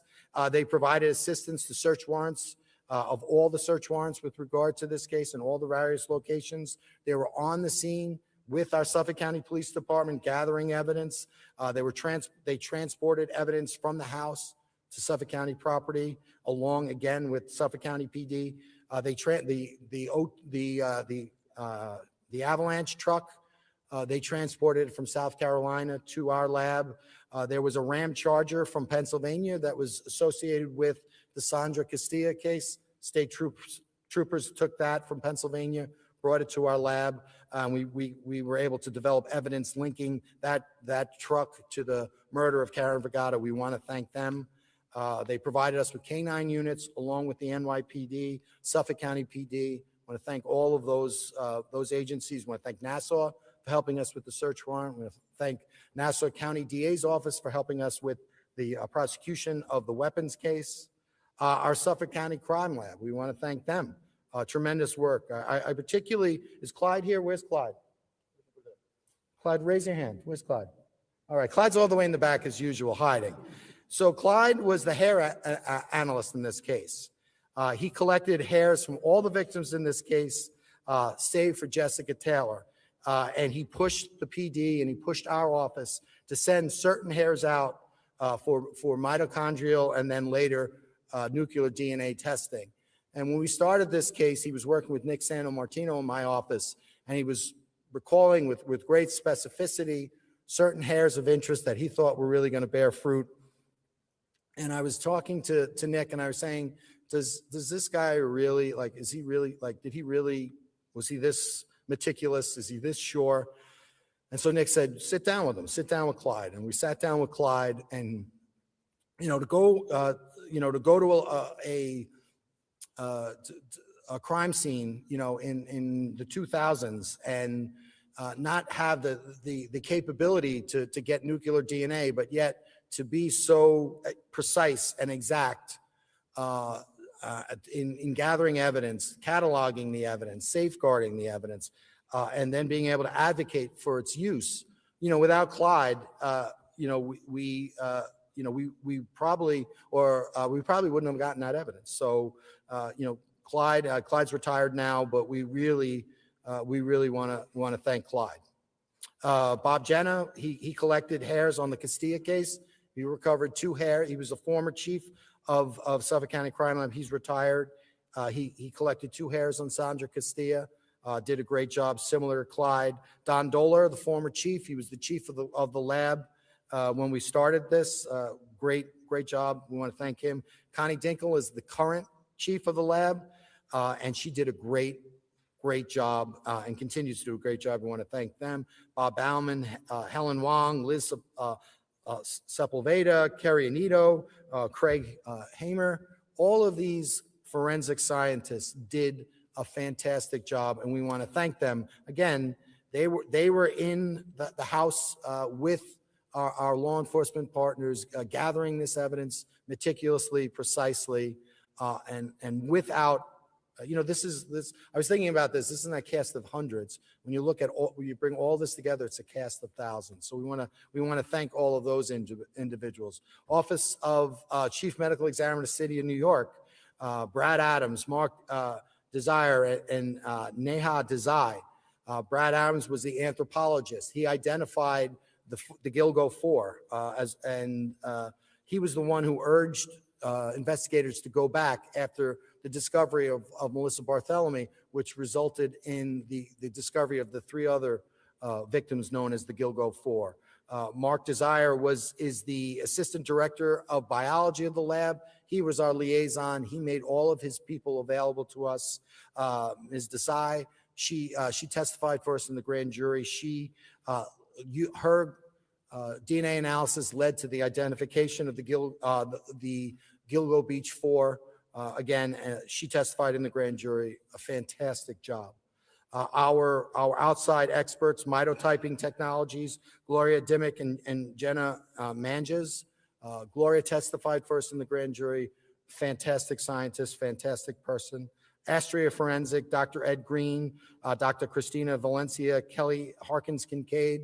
Those scientists with Astria are at the very top of their field, and they did something revolutionary in this case, and they've set the bar high going forward, and we're going to be able to utilize this technology going forward to solve a great many cases. So we want to thank Astrea Forensics, and I want to tell you, if you think you're smart, you should spend a week with Dr. Green, and then suddenly you realize maybe you're not as smart as you think you are. At least that's the sense I got after spending time with all those great scientists. NYPD. Again, they helped us with the cadaver search in April of 2025. We had individuals from their TARU unit testify in the grand jury with regard to phone calls made by the defendant. They helped us to attain records, missing person records involving in this case, spanning back years and years. Again, at a drop of a hat, even though it wasn't their case, they came in and helped us. Scarborough Police Department.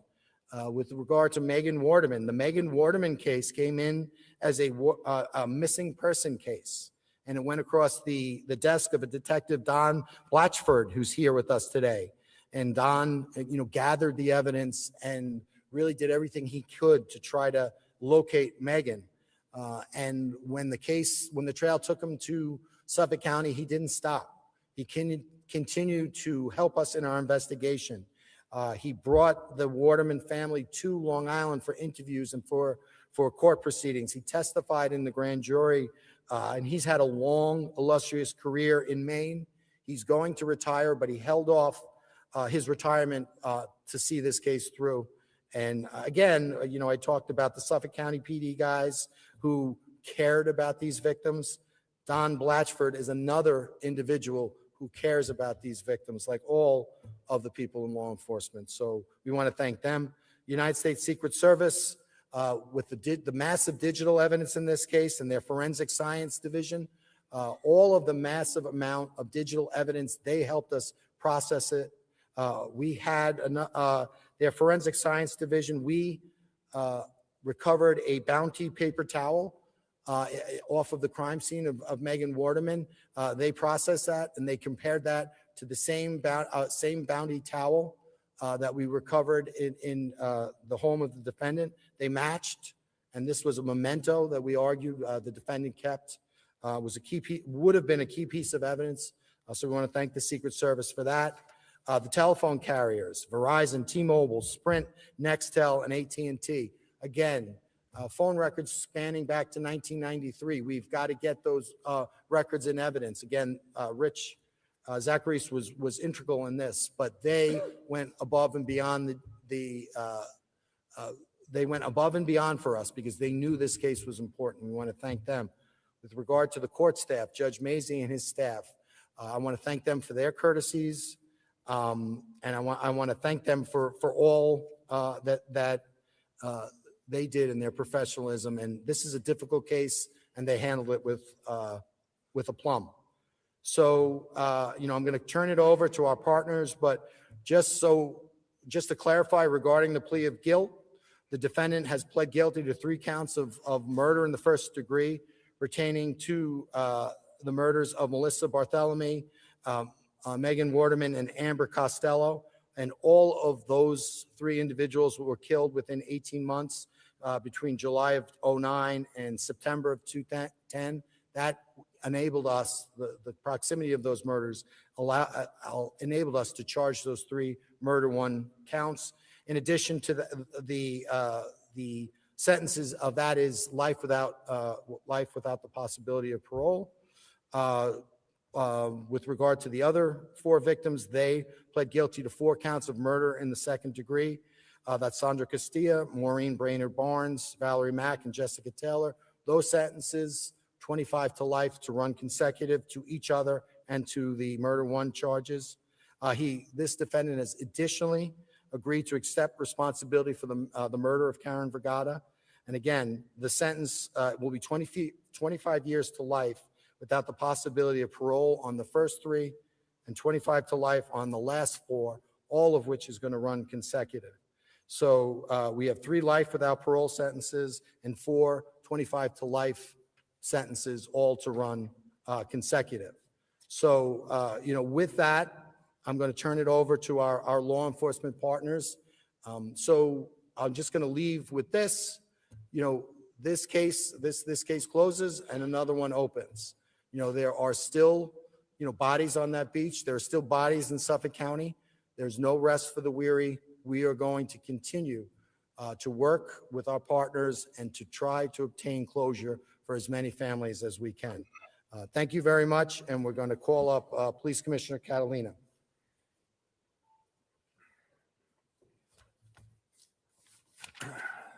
Thank you, District Attorney Tierney. The calm, serene, almost grandfatherly image that Rex Heuermann portrayed since his arrest was a lie. And quite frankly, an insult to both law enforcement, but more importantly, the families that had to endure that during every court appearance over the last 2.5 years.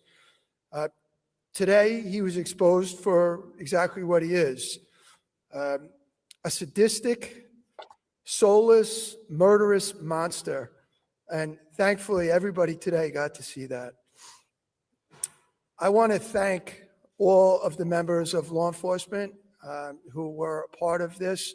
I don't have as long a list as Ray, but most importantly, I want to thank the Suffolk County Police Department, both past and present. We have many retirees who came out here, participated in this case because, like Ray said, they cared, and this was a part of them for a long time. All of our law enforcement partners, everybody who was involved in this task force really did, really an amazing, amazing job. So thank you to everybody who was involved in this. And to the families, no one can ever replace the lives that were taken from all of you, and way too often they were way too young. But, we hope that this brings some measure of solace to you. Thank you. Thank you for all your cooperation. Next, we'll hear from Sheriff Toulon. I want to thank the district attorney and this entire task force for the hard work that they've done over the last 2.5 years. Today's plea delivers a measure of justice to families who have waited decades for answers after unimaginable loss. While nothing can bring the loved ones back, I am proud we were able to hold Rex Heuermann accountable. Again, thanking the DA and the Police Commission and all the men and women who worked tirelessly. I also want to thank my staff, to uproot an entire jail security system to accommodate an individual of this magnitude over the last 2.5 years. Our staff has done a phenomenal job in our Riverhead facility where he's been housed, and also the staff that has been assigned to our anti-trafficking initiative. And since his arrest in 2023, my priority has been ensuring that he was safely housed in our correctional facilities because justice needed to be served in the courts and not in our jails. This responsibility is one for me and my officers who have taken very seriously. And I've spent my entire career in corrections overseeing some of the most notorious individuals, and what has been the most alarming is how ordinary Heuermann has been. It's a chilling reminder that those capable of horrific acts can often go unnoticed. And another reminder of how much great investigative work has been done to finally apprehend and have a plea today. Most importantly, today is about the victims and their families. You have endured profound loss and years without answers. We hope this guilty plea brings all of you some peace and closure. Our thoughts remain with you and your loved ones today and always. Thank you. Next, we'll hear from Special Agent in charge of the FBI, Rafa.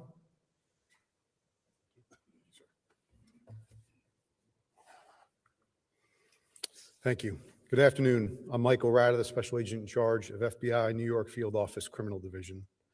I'm proud to stand alongside Suffolk County Police Department Commissioner Kevin Catalina, Suffolk County District Attorney Tierney, Suffolk County Sheriff Toulon, to announce the plea of Rex Heuermann, the Gilgo Beach serial killer. Today's announcement highlights the importance of partnerships and perseverance.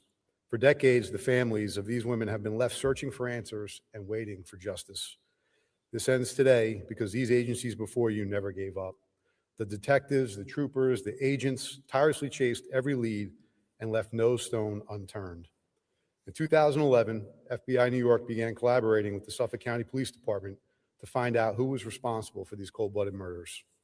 Our office leveraged many resources, some of which have been described already, over the years to include our CAST, our cellular analysis survey teams, behavior analysis teams, evidence response teams, the surveillance groups, forensic and document lab teams at Quantico, and investigative genealogy tools to identify some of Heuermann's victims and help Suffolk County Police piece this puzzle together. The close coordination across every agency ensured that a monster lurking in our community was held accountable for his heinous crimes. While we'll never be able to fill the hole in the lives of the victims' loved ones, I hope that today brings a small sense of closure. Once again, I'd like to thank our state and local partners for their unwavering determination and investigative grit, and that includes the retired agents, detectives, and troopers that are here today. To see them sitting in that courtroom today in the back of that room was really awe-inspiring. To see their commitment to justice doesn't end when they hand in their badge and gun when they retire.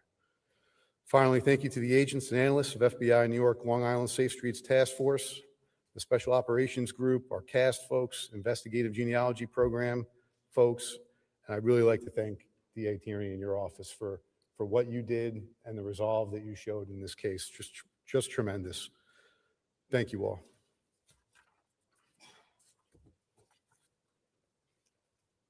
So, Rafa has just been appointed from New Jersey to head the New York office, and we thank him for coming today, and we're really looking forward to continuing our great relationship with the FBI and our federal partners. Last but not least, we're going to hear from the state troopers and Chris Casal. Chris Casal was with us. Then he went to I believe Albany or New York City. He's back with us. We couldn't be happier, but he's going to say a few words. Thank you, DA Tierney. I'm Major Christopher Casal. I served as the Troop Commander for the New York State Police, Troop L. Today marks a significant moment for Long Island and for the families who have endured unimaginable loss for many years. The guilty plea of Rex Heuermann represents a measure of accountability in a case that has deeply impacted our communities. While this brings us closer to justice, it does not lessen the pain suffered by the victims and their loved ones. This outcome is a result of years of persistent investigative work and strong collaboration among our law enforcement partners who made up the Gilgo Beach Homicide Task Force, and I commend all of them for their dedication and extraordinary work on this case. It reflects an unwavering commitment to our mission to never forget the victims and to continue pursuing justice, regardless of how much time has passed. This case not only underscores the importance of coordination across agencies, but the role of advancements in forensic science, technology, and intelligence sharing.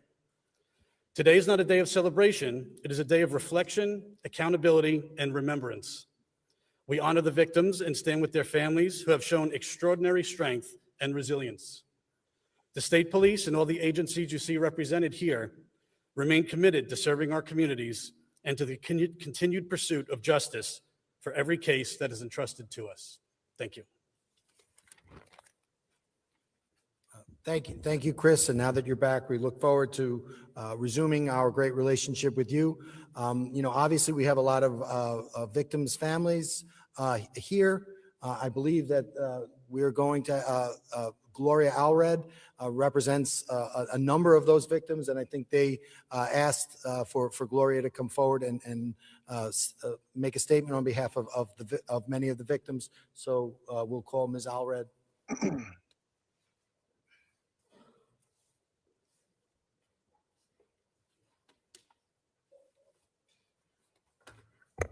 Thank you. Grab that mic.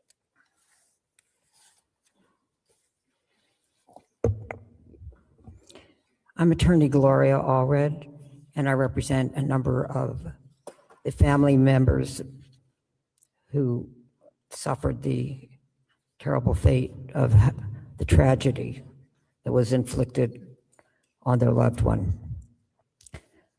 Today, Rex Heuermann, who thought he had the perfect blueprint and plan for serial murder, pled guilty to the murder of 8 young women. Some of these murder victims were young mothers just trying to earn a little extra money to support their children. Because many did not have funds to go to college or get a decent job that would help them to provide adequate support for their children, they turned to sex work in order to help their families. It wasn't what they wanted to do, but it was what they felt forced to do because they had no meaningful alternatives. Some wanted to help their parents, their grandparents, and their loved ones.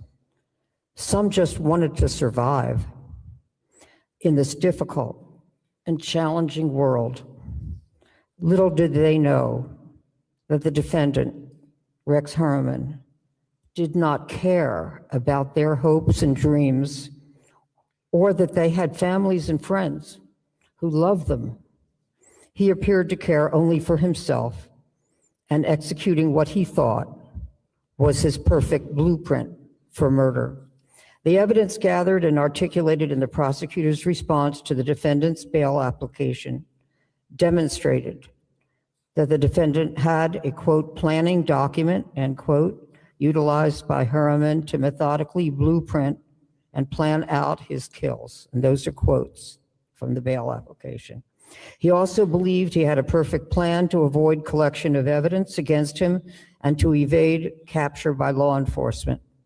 However, what he had thought was his perfect blueprint for serial murder did not take into account the courage and the persistence of the murder victims' family members who refused to give up until the murderer of their loved ones was found, convicted, and sent to prison for the rest of his life without the possibility of parole. Many of the murder victims' family members became the voices of their loved ones, crying out for them not to be ignored and forgotten, and demanding answers and justice for them. Many of those family members whom I represent are here today. It was bittersweet for them to be in court and hear the defendant plead guilty to the murder of their loved one and the manner of their death. But the truth was important to them, and they heard it today. Last week, they were faced with a difficult question. Did they agree with the Suffolk County District Attorney's decision to agree to accept the defendant's plea of guilty in lieu of trial? Or would they have preferred that a trial take place so that they could hear all of the evidence that the prosecutor would seek to admit against the defendant? In a few moments, you will hear their answers to that question. And I will ask them to come up to the microphone, or if they would prefer to stay where they are, they can answer from there. In no particular order. Family members of Megan Waterman, please come forward and state your name and relationship to Megan Waterman. Elizabeth Meserve is her aunt.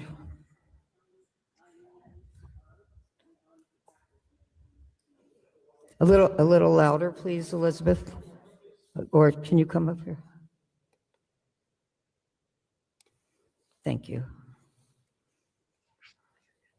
My name is Elizabeth Meserve. I'm Megan Waterman's aunt, and I helped to raise her daughter. And on behalf of Megan, we definitely accept the plea. Thank you. And also, we have with us Megan's daughter, Liliana Waterman. Oh, okay, good, thank you. I thought there was a little person there for a minute. My name is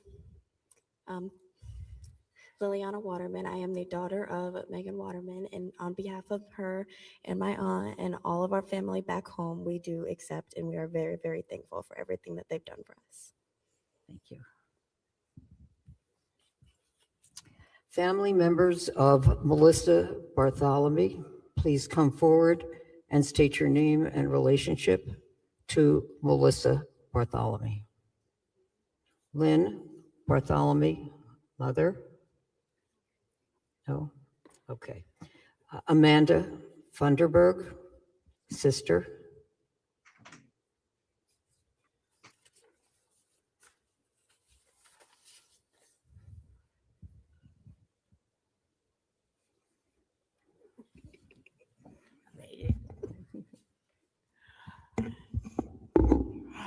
I'm Elizabeth Vakeel. I'm Jessica Taylor's mother.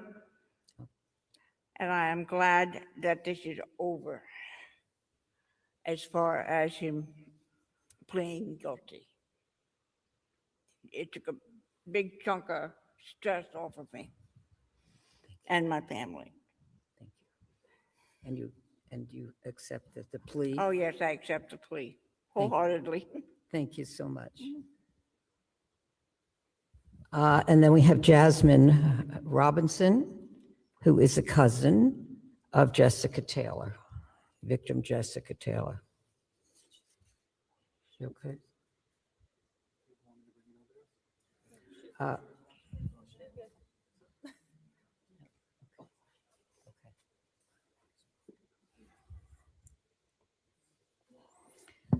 Family members of Maureen Brainerd Barnes, please come forward and state your name and relationship to Maureen Brainerd Barnes.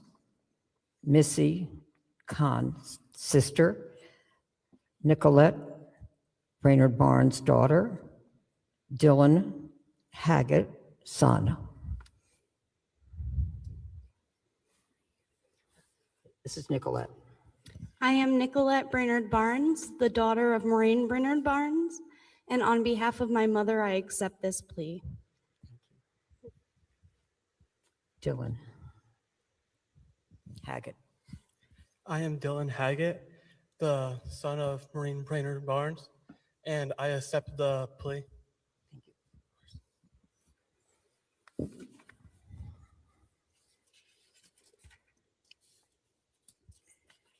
Okay. So I think we have everyone that I represent. If there's anyone I don't represent who would like to say something, feel free to come forward. Okay. The defendant's plan to get away with the murders he committed was also unsuccessful. Okay, good. Thank you so much. Okay, I could actually just use this. Thank you. Somebody else. Oh, good. Just say your name, please. I'm Diane Doherty, and I'm the mother of Karen's sons, Eric and Gary. And I just want to say I'm thankful that we came to a conclusion that brought peace to everybody. Thank you. Well said. Thank you.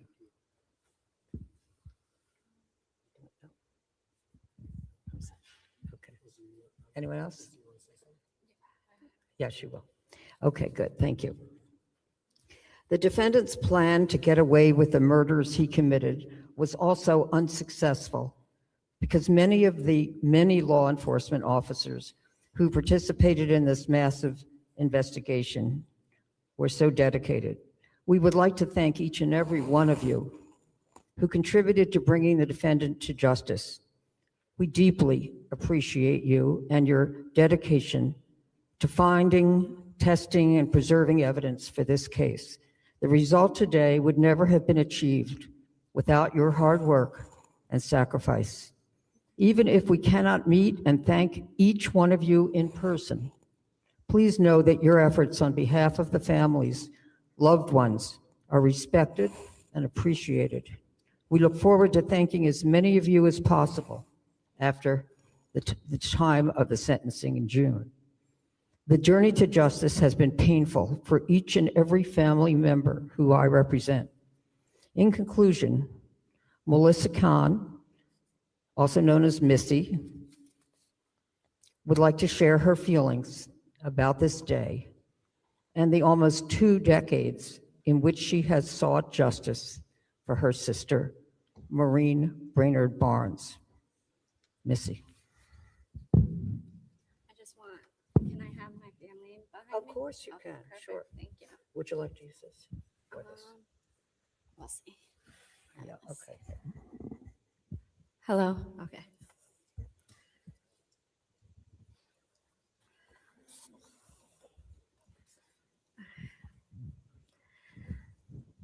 Hi, my name's Melissa Can. Everybody calls me Missy, and I'm the sister of Maureen Brainerd Barnes, and this is my family, well, some of it.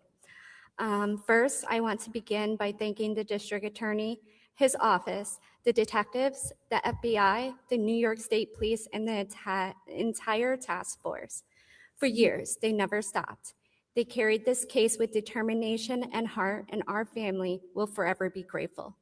We are forever thankful for the work that led us here. Finally, a sense of relief. The guilty plea brings solace, and I like to thank everyone who had a part in that fight for justice. Thank you to our lawyer, Gloria Allred. I also would like to thank the media for continuing to keep this case in the public eye.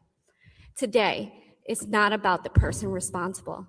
Today is about the women's lives who were stolen. It is about their voices, their future, and their families, the love that still surrounds them. They are the reason why we are here. 19 years, I lived in the space between heartbreak and hope. Throughout these years, I searched for answer, for truth, for justice. There were moments when the weight felt unbearable, but I never gave up. Maureen was never forgotten, not for a single moment. From the day she went missing until today, she has been carried in every breath, every memory, every fight for answers. This has been a long journey of hope that one day we would stand here and say her name with justice beside it. Today, that long, painful journey brings us to this moment. Our mission, our promise to Maureen is finally met with accountability. For Melissa's, Megan's, Amber's, Jessica's, Valerie's, Sandra's, and Karen's family, I stand with you in deep love and understanding. No one should ever have to walk this path, yet here we all are, connected by loss, by strength, and the unbreakable bond of our loved ones. The bond some of us has created has been one that is unique in a sense that it did not form from a previous friendship or blood. It was created by trying to pick up the pieces of our world that had shattered in tragedy. And I am so grateful for us. To every family out there still searching, still waiting, still holding on, please do not give up hope. Even when it feels impossible, even when the years pass and the silence grow heavy, keep going. Your loved ones matter. They are not forgotten, and one day answers can come.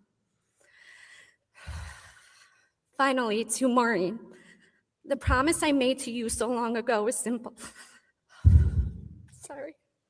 I would never stop searching for justice for you. Through every year, every setback, every unanswered question, I carried you with me, and I kept that promise. And today, it has been done. Justice has finally found its way to you. Your voice was never silenced, your story never forgotten, and your life will always be more than the tragedy that took you. This moment is not the end, but a reminder that love endures, truth prevails, and hope never fades, because even in the darkest moments, justice will find its way. Thank you. Powerful. The victims will not be answering questions. I call them the victims because they are also victims, even though they are family of murder victims. 100%. I can take one question. And if there are none, yes, sir. Could you speak up a little, please?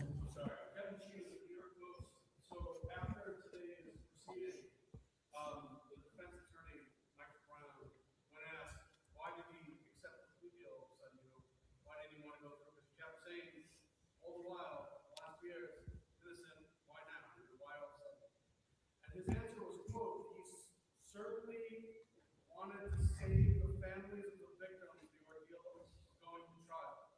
I just wanted to hear what the victims' families thought of that sentiment as far as an answer. Not much. Yeah. Yeah. I saw something on Facebook today that the New York Post is still calling our girls sex workers. Stop it. Post is a piece of shit. I don't have a comment on anything he says. Perhaps the district attorney does. Yeah, no, I think, yeah. So, I hate that so rag. Thank you, Ms. Allred. Thank you, Missy. Thanks to the victims. Does anybody have any questions? Yes.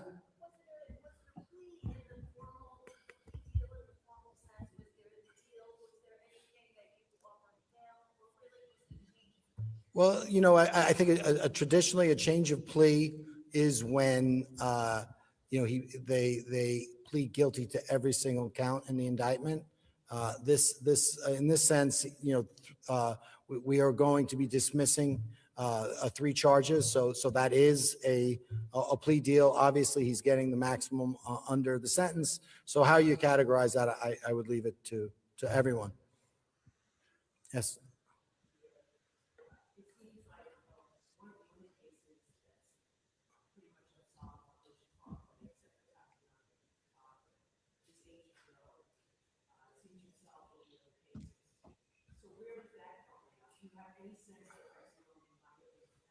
So I know, Mary, you're going to get sick of hearing this because I say it every time. Doesn't matter what I think, it matters what I can prove. You've heard that before, right, Mary? I think that, you know, first thing we need to, well, there's a number of things we can do, but a huge step in moving that case forward would be to finally identify that individual. We're continuing to work with that IGG. And hopefully that we can do that, but we'll continue to work that case. We'll continue to work all the other, unfortunately, many cases in Suffolk County. So.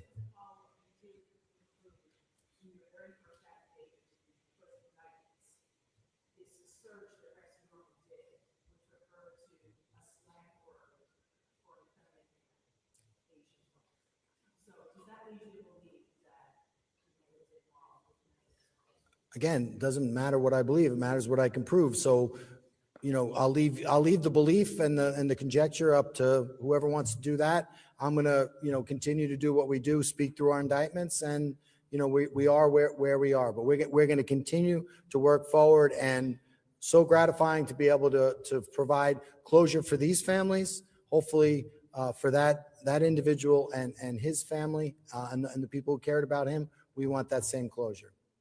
Yes. Go ahead. I'm sorry.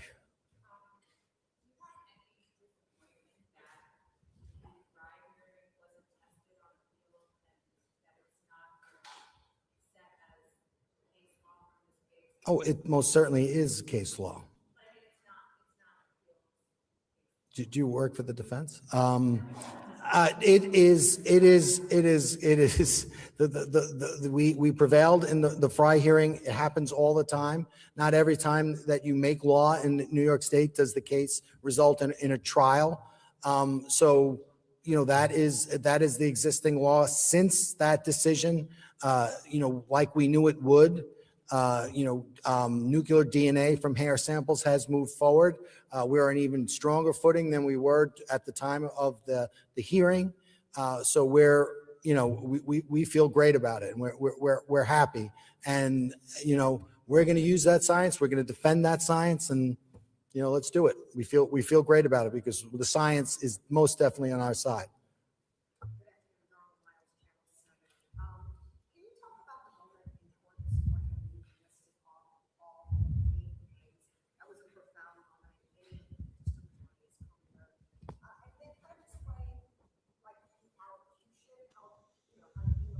Yeah, there's nothing we can do about it. We have to glean what the question was from the answers, Brian. They clearly don't have a mic out there.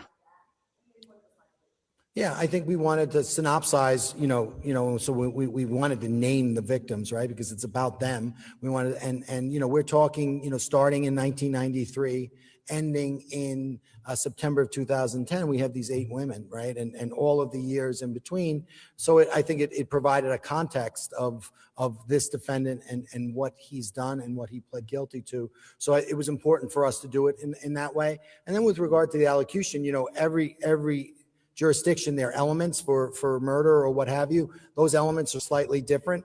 And, but in every jurisdiction, you have to prove each and every element of the crime charged against the defendant. So for instance, when you ask the defendant how old he is, that's an element. He has to be above the age of 18. So, it's really the allocution is really guided by the elements of the crime, and, it has to be satisfactory to the judge. So that's just the way we decided to do it.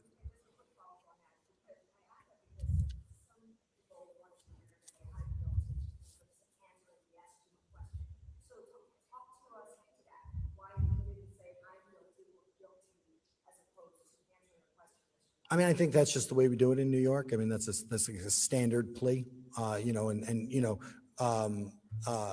he had, admitted responsibility, allocated to it. So that's that. We still have the sentencing, so we'll hear more on, from that.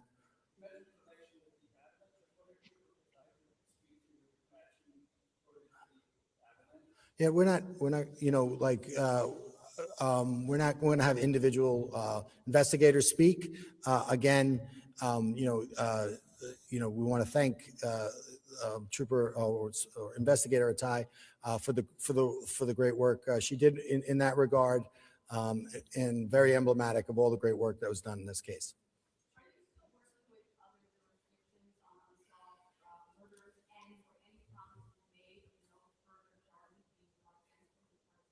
So with regard to the no further charges, that pertains to the 8 murders that were discussed. That's it. So with regard to other investigations, those potential investigations are not covered by the plea in this case. So we'll just have to see what happens with, see how that unfolds. But the plea and the coverage pertains to the 8 women that we were discussed in court today. That's it. Yes. Again, what we do is, when somebody wants information, we give it to them. And we share that information all the time. We've been sharing information. We'll continue to share that information. I think when people talk about, now he's going to, after sentencing, he'll go into CODIS, I said this before, but I want to make clear, we have the ability as investigators to provide evidence in our case on a case-by-case basis. So in other words, if there's a case in a state and they want specific information about one of our cases, we could share it, and we've done that.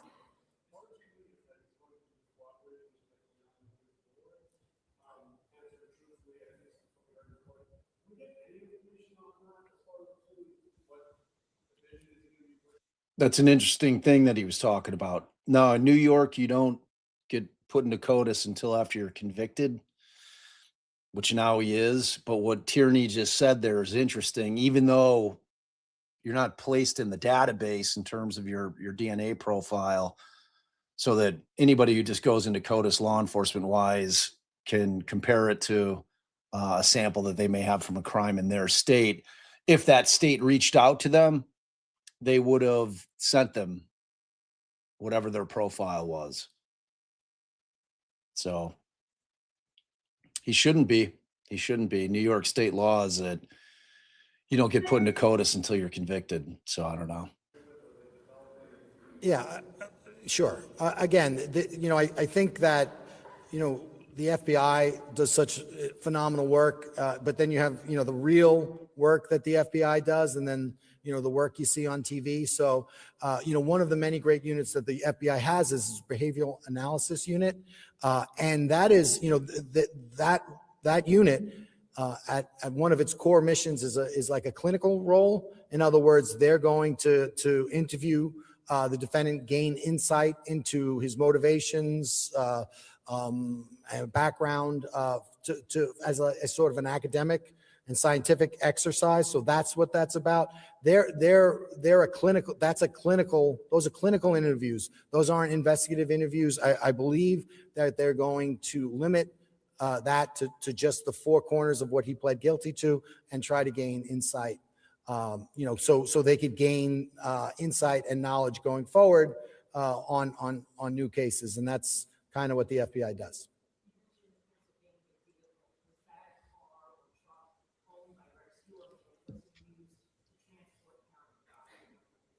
I believe it was, it was a Ram Charger owned by him, and it was Sandra Castilla.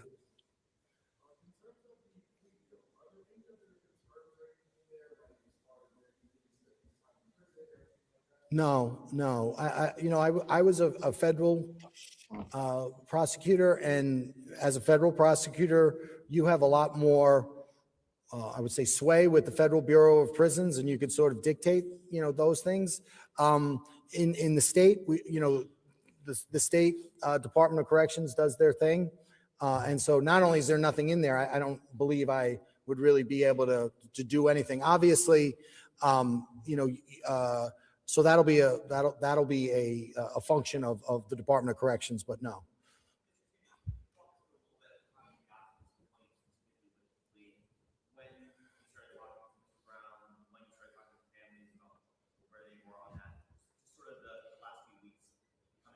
Yeah, I think with regard to this, again, he's not serving less time. So, as far as that, it's pretty much the best we could do. But, I think every single case you have, there's these discussions, and, talking about pleas as a prosecutor, that's third rail stuff, because defendants have a presumption of innocence. They have a right to trial. So imagine if every time in one of my cases in my office, I said, "Oh, Smith, yeah, he's going to plead guilty. He knows he did it."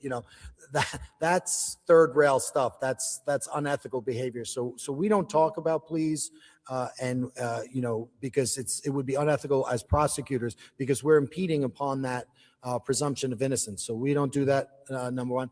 Number two, we don't have control over what a particular defendant's going to do. And in every single case, there's talk of pleas. Maybe it'll happen. Maybe it won't happen. We prepare a case, we go forward, we see what happens. I don't think, until the allocution was completed, I didn't know whether or not this was going to go through. So you wait and see. I think people say, "Oh, it's going to be a plea." Well, maybe. Truth.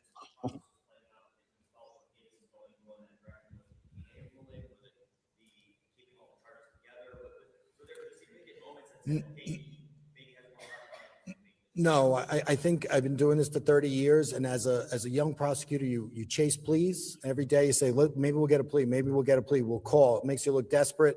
It takes you away from your preparation. So you go forward.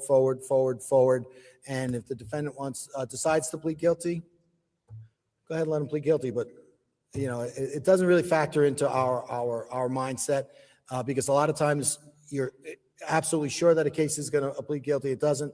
Other times you think it, and just the exact opposite. So you don't know. So you don't waste your time thinking about it. Yes, ma'am. I have a question for the families.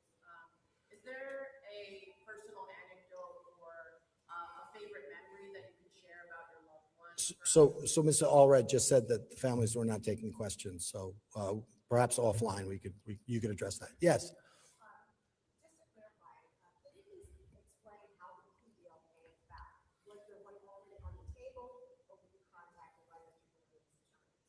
I don't really think it's sort of organic. It happens organically. What happens is you sort of go from talking about it and just going forward. And then, at a certain point in time, there was, discussion with regard to, Karen Vergata.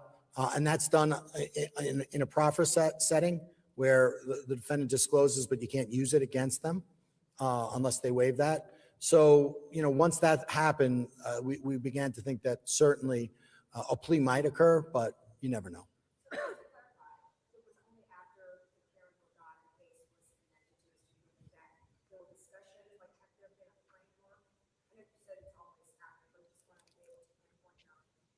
Yeah, well, normally, like, say this was a robbery case, right? And there's a maximum of 25 years and the person could get 10 years, right? So you're negotiating, all right, I think we could dispose of this for 12 years or 10 years or 6 years or whatever it is. That's a normal plea. There was no negotiation with regard to numbers. So it was basically like, we'll continue to work this case.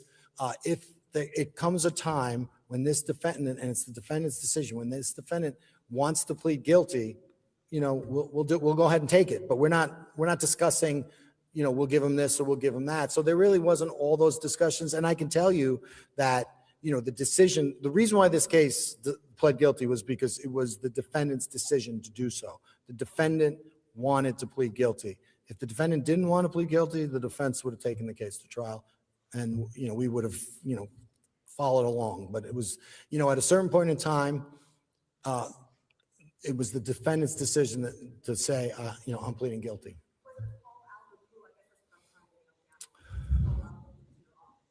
No.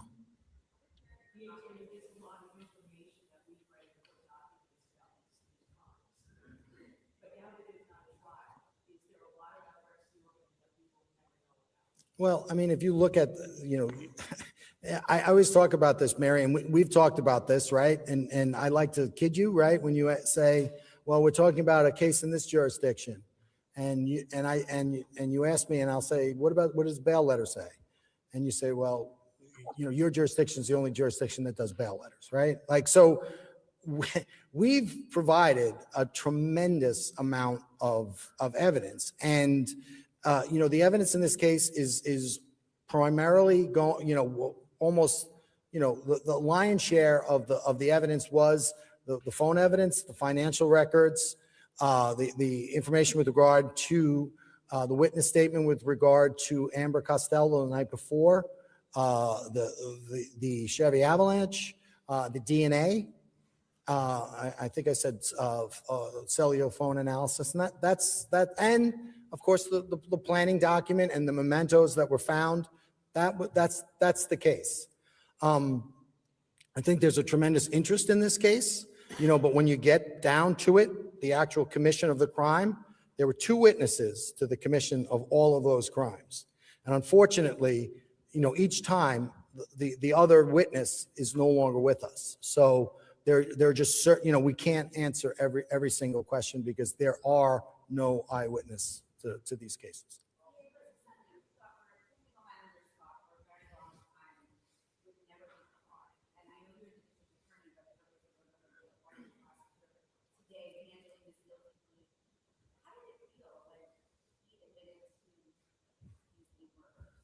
I felt great. I mean, and the reason why I felt great was because I knew it would provide closure to the families. This is a tough forum for victims. The protections extend to the defendant, and it's a process that's tough on victims. So to go through an extensive trial would have been difficult for the family. So we're glad that we were able to spare the families of that, and that's what we're most happy with.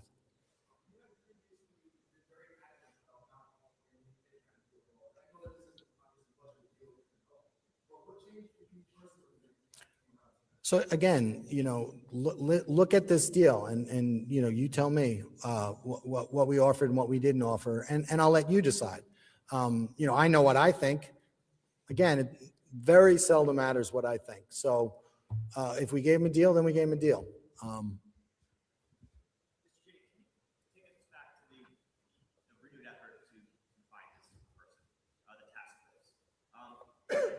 idea, I think, the police department commissioner at the time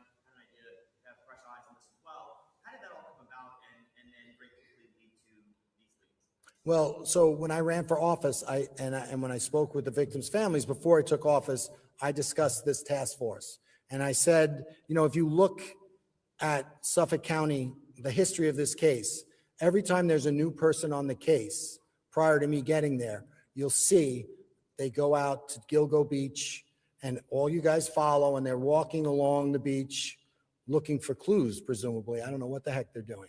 But it's a great media event, and it's a great opportunity to talk about all the great work they're doing and how close they are to catching someone. We did the exact opposite. When we came in, we wanted the one person who mattered, the murderer, to think it's business as usual. We didn't say, hey, it's a slow day. Let's toss Gilgo in the media pool, to sort of get some clicks. We purposely wanted everyone, especially the individual who committed these crimes, to go to sleep, because when we wanted to work our case, develop our case, and when we proved it, right, when we got that grand jury indictment, we wanted to simultaneously arrest him and execute a whole bunch of warrants. And if he was lulled to sleep, we would get additional evidence, and that's precisely what happened. So I am very proud for the work that we and the other members of the task force did, because how we envisioned it happening, that's what happened. Yes.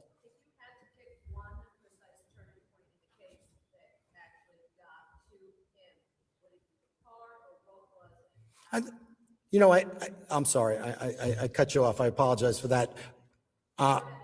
Yeah, I anticipate your question. There's I don't think there was one. The phone evidence, financial evidence, the mementos, the planning document, and the DNA evidence, right, off of those hairs. All of it is layered, and so when you take it all together, really, really significant. And I think the key for us was, when initially we had, the avalanche. Well, that's great. Let's get more.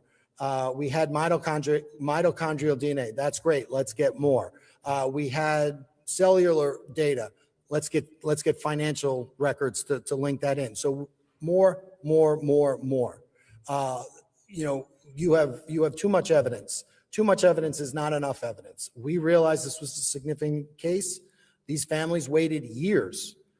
So we were going to make sure that when we brought this case to court, it was going to be a very strong, powerful case. And I can tell you, due to the work of these great agencies and these great people, to my left, primarily, some to my right, we built a great case.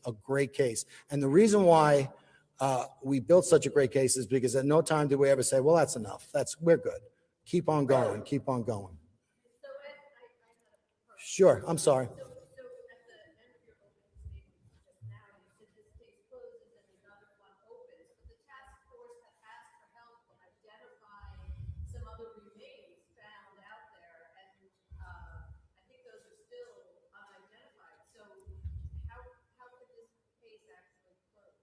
Well, I'm talking about the case against Rex Heuermann and that indictment, right, in which he pled guilty to the murders of every single woman on that indictment, plus an eighth woman. That case closes. But any case involving an unsolved homicide in Suffolk County, those cases remain open.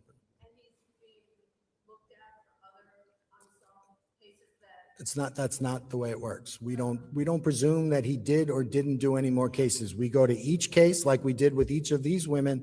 We develop the evidence from those cases. We see where it leads us, and that's what we do. But a lot of other people in Suffolk County said, we think it's this person. We don't think anything. We go to the crime scene. We start at the crime scene. We develop the evidence, and we see where it leads us. That's it. When I'm ready to charge somebody, I will, but I'm not going to sit here and say this murder, we think it's one or two of these people, maybe a third. We don't speculate. We work until we get the evidence to speak through an indictment. Sorry, I don't mean to, but I think that that's the way you do cases, and that's the way we do cases. Yeah.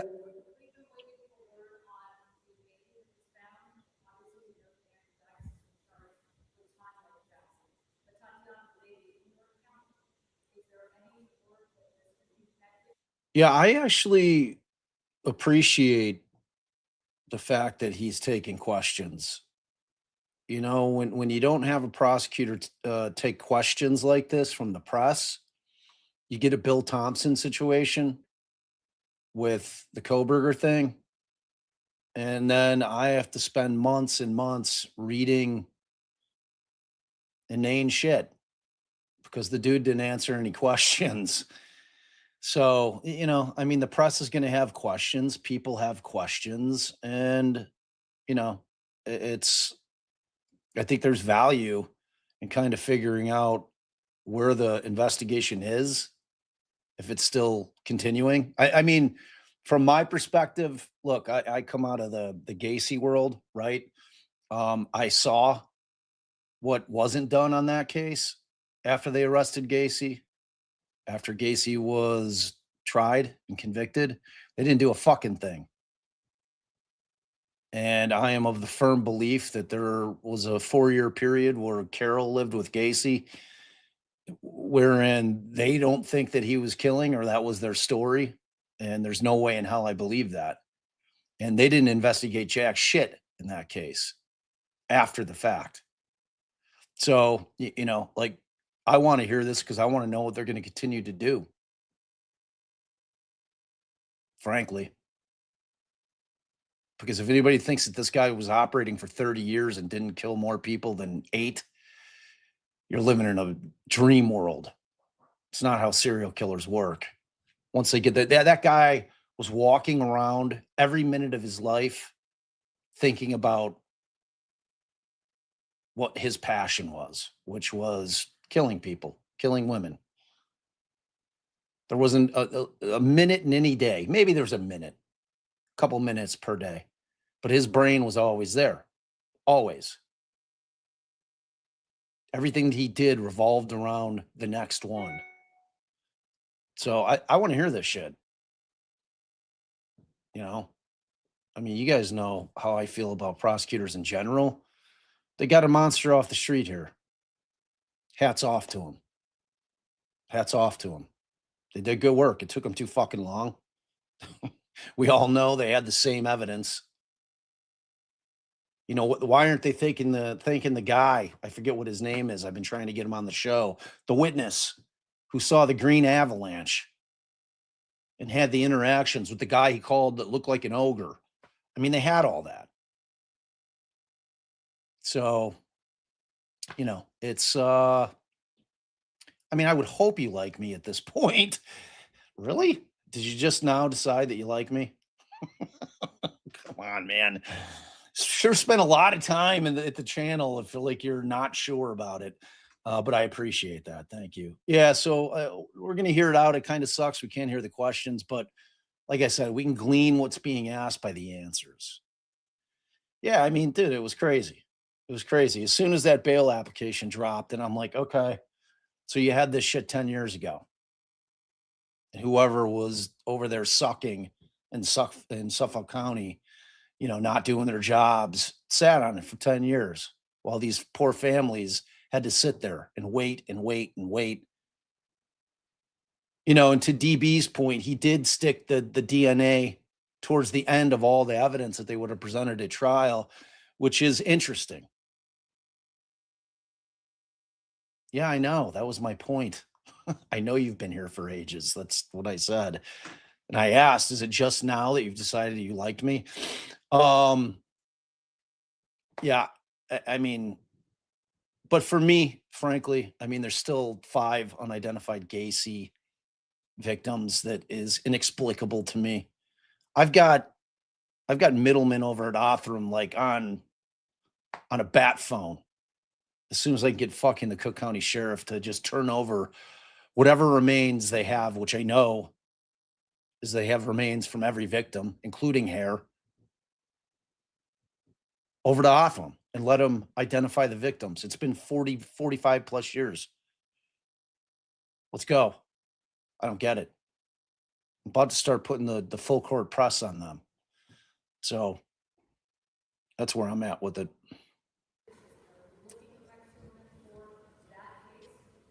Yeah, so, you know, while we were doing this case, right, Nassau was working on the case involving Going to the moon? Tanya Jackson, and they've brought an indictment, right? And, you know, prior to that, we brought our indictment and Nassau gave us the space to work. We appreciate that. Now Nassau has brought their indictment. We're going to give them the space to work. So we'll leave it at that.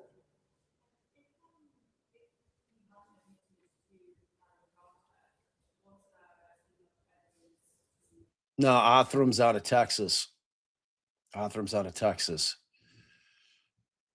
You know, and they catch shit for being for profit, which is utterly ridiculous because they're so far ahead of the curve. Every dime that company makes, they put right back into that business to be further ahead in technology than anybody out there. You know, and I went down and toured the lab and you know, and I was obviously I was asking Middleman, I'm like, look, man, you know, I'm a defense attorney. I'm concerned about IGG. I'm concerned about our privacy rights. I'm concerned about a lot of things with respect to law enforcement's use of DNA in cases without getting warrants. You know, and he's an honest broker. He's an honest broker. He answers, he doesn't shy away from anything. I really respect them. And it's a hell of a lab. Really is. And I know for a fact, if anybody can develop a profile from the remaining Gacy victims, it's that lab. Like 100%. They did not. I'm a big supporter of theirs. You know, I mean, DNA is here. It's not going anywhere. And I want honest brokers that I feel like, you know, because I was frankly asking him, you know, there's a big section of the criminal justice system that deals with wrongful convictions, which you guys could really help with as well. You know, just don't market specifically to law enforcement.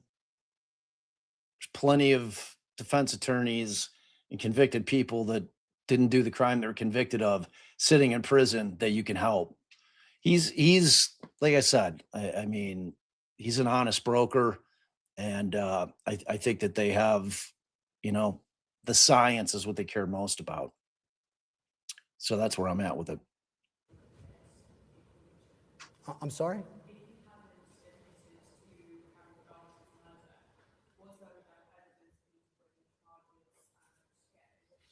We had evidence linking him to the commission of this case. Whether we would have indicted it, I'm not sure. Certainly once he accepted responsibility for it, that concluded our investigation. But so we took the win and went with it. Okay, so I think we got to call this because I think the families have travel plans, but if you'd like, we could, offline, I could continue answering questions. Thank you. Sure. I just want to thank District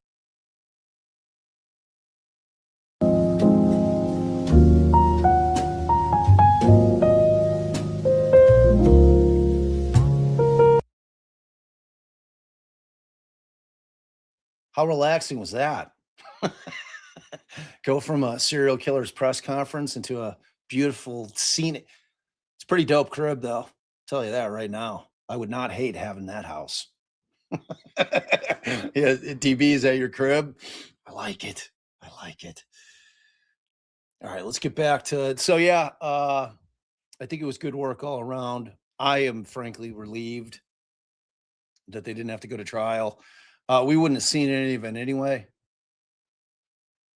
They don't stream in New York, federally or state. So it would have been a trial that would have gone on for weeks and we would have been getting secondhand news.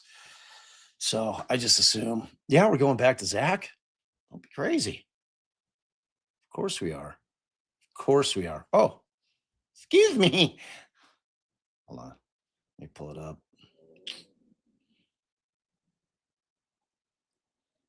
All right. So we're back to it. We are back to Zach. All right, let's see. Are my full screen here? Okay. All right. We were picking up where we left off. Yes, sir. Have you ever received anything? Dude said to me, And the police must have been listening to that, right? yes. Wait, which snitch? It's a parade of snitches. It's a long parade of snitches, Brooklyn. There's many snitches that get up here and testify. They convicted this guy with a bunch of fucking jail snitches and a guy who was trying to save his own ass. No forensic evidence, of course. It's one of those dreadful narrative convictions. Convicted on a story. Came to you. Yeah. And when they came to you 9 days later, did you tell them the truth, just like you've told us today? Yes, sir. Have you ever received anything in return for this? No, sir. Have I ever done anything for you? No, sir. Has anybody ever done anything for you? No, sir. You're serving time because you didn't pay your fines and you missed some probation units. Yes, sir. Be fair to say nobody's helped you? Nobody's helped me.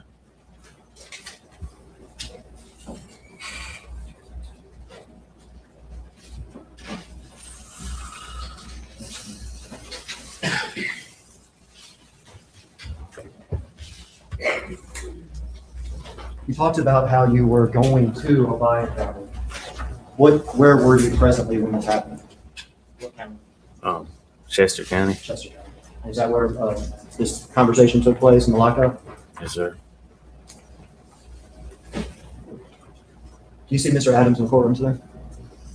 Yes, sir. Can you point where he's seated? Yes, sir. For the record, that you can do. Yes. No further questions. Cross.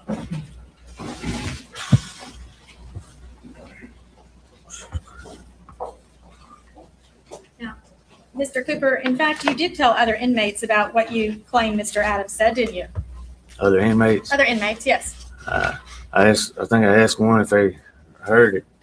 I don't know if I told any of them, but I asked one dude next to me if he heard it. I don't remember what he said. It's been years ago.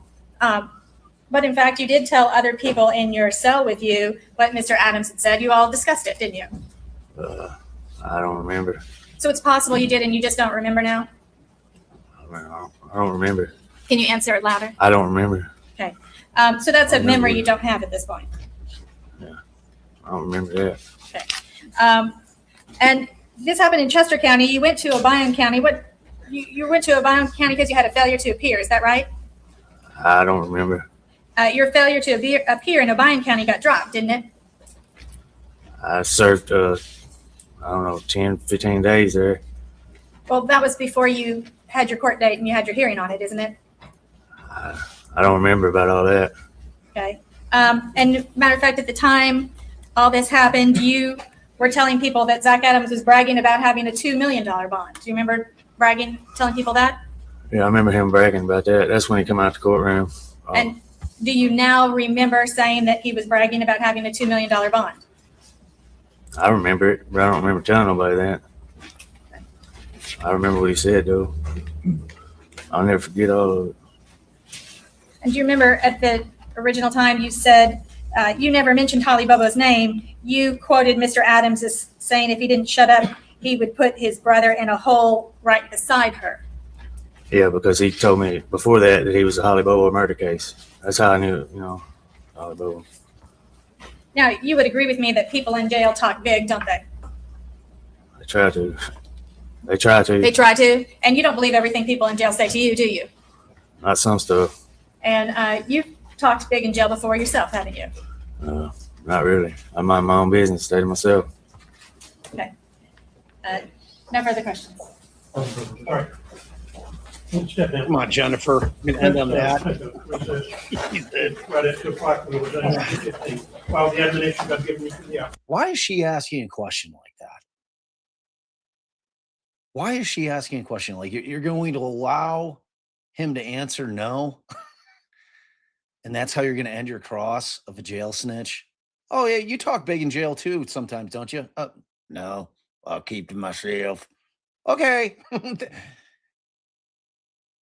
What's the first rule of cross-examination, kids? I'll wait to see it in the chat. Stealing the truck. What we're talking about, high-speed chase. Stealing the truck. Were you ever in the chest we're talking about? All right, so we clearly missed what we're talking about, high-speed chase. Stealing the truck. Were you ever in the Chester County Jail?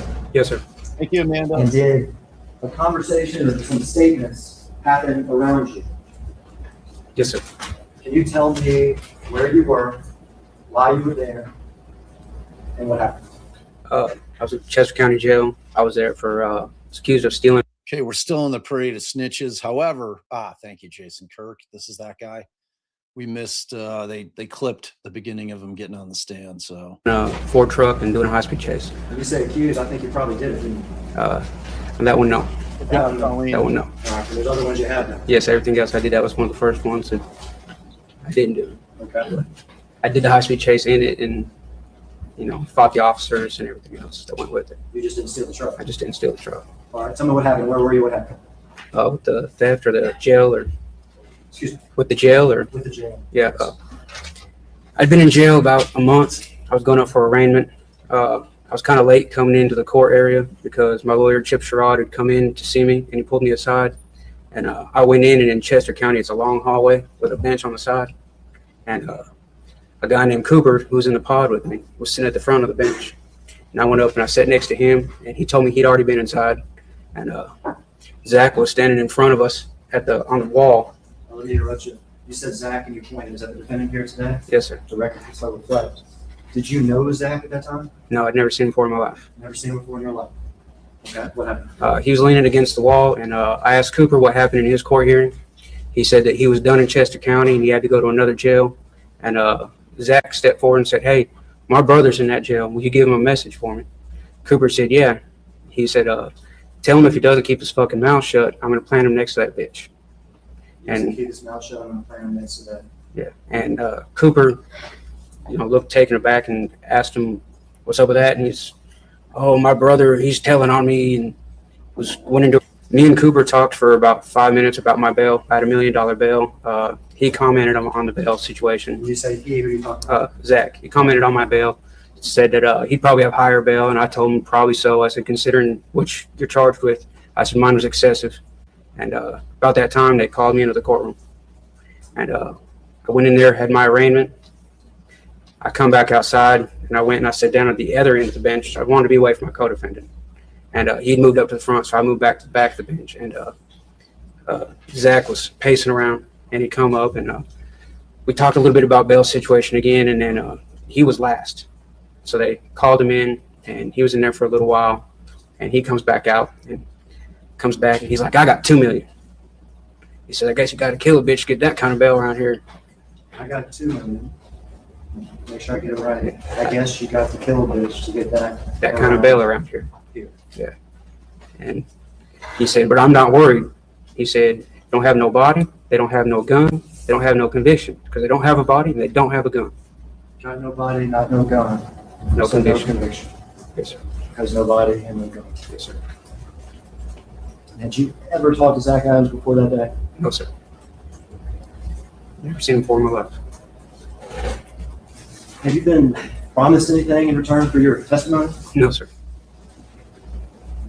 You've received nothing at all? Nothing at all.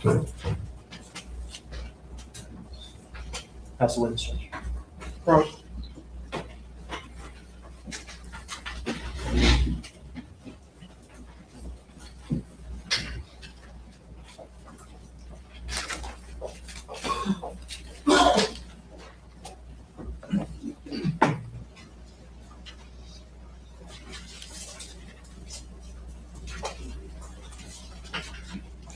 Now, Mr. Adams had recently been arrested on the Holly Bobo case, hadn't he? From what I understood at that time, yeah. And it had been in the news that they'd been searching his house and and his property regarding Holly Bobo, wasn't it? Well, I was in the jail, and the only information I had was when I would call home.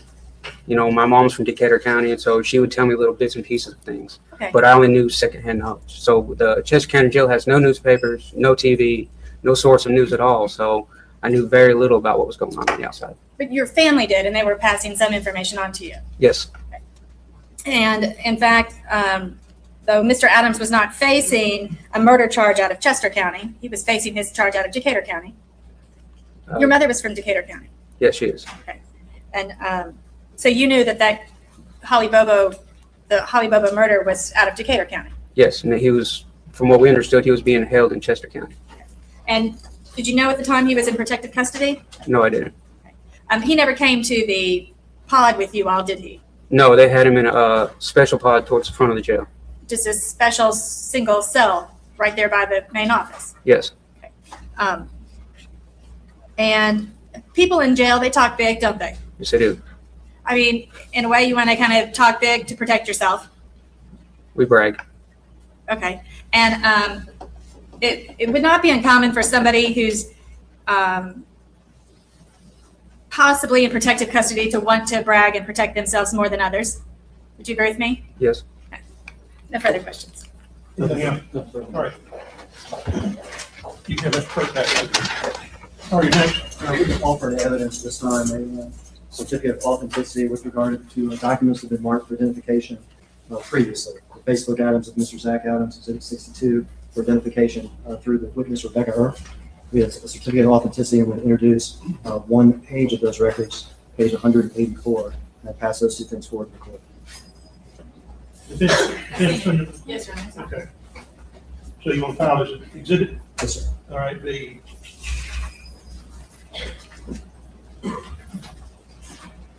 214? Yes, sir. Just that.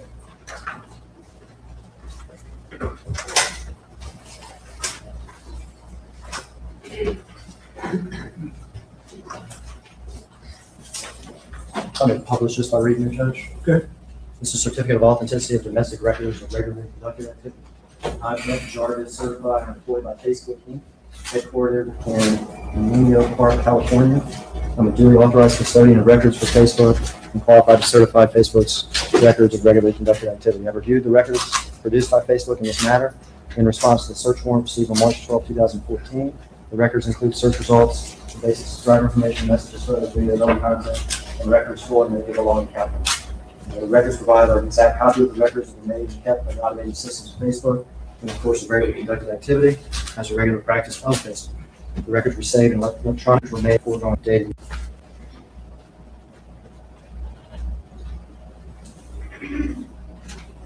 It's a Facebook picture entitled, "Who Am I Looking For?" from Zach Adams' Facebook.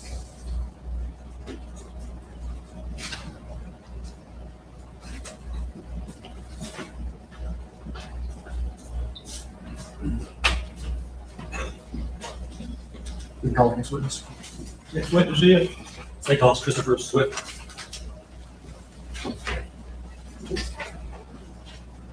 I'm going to kill the machine.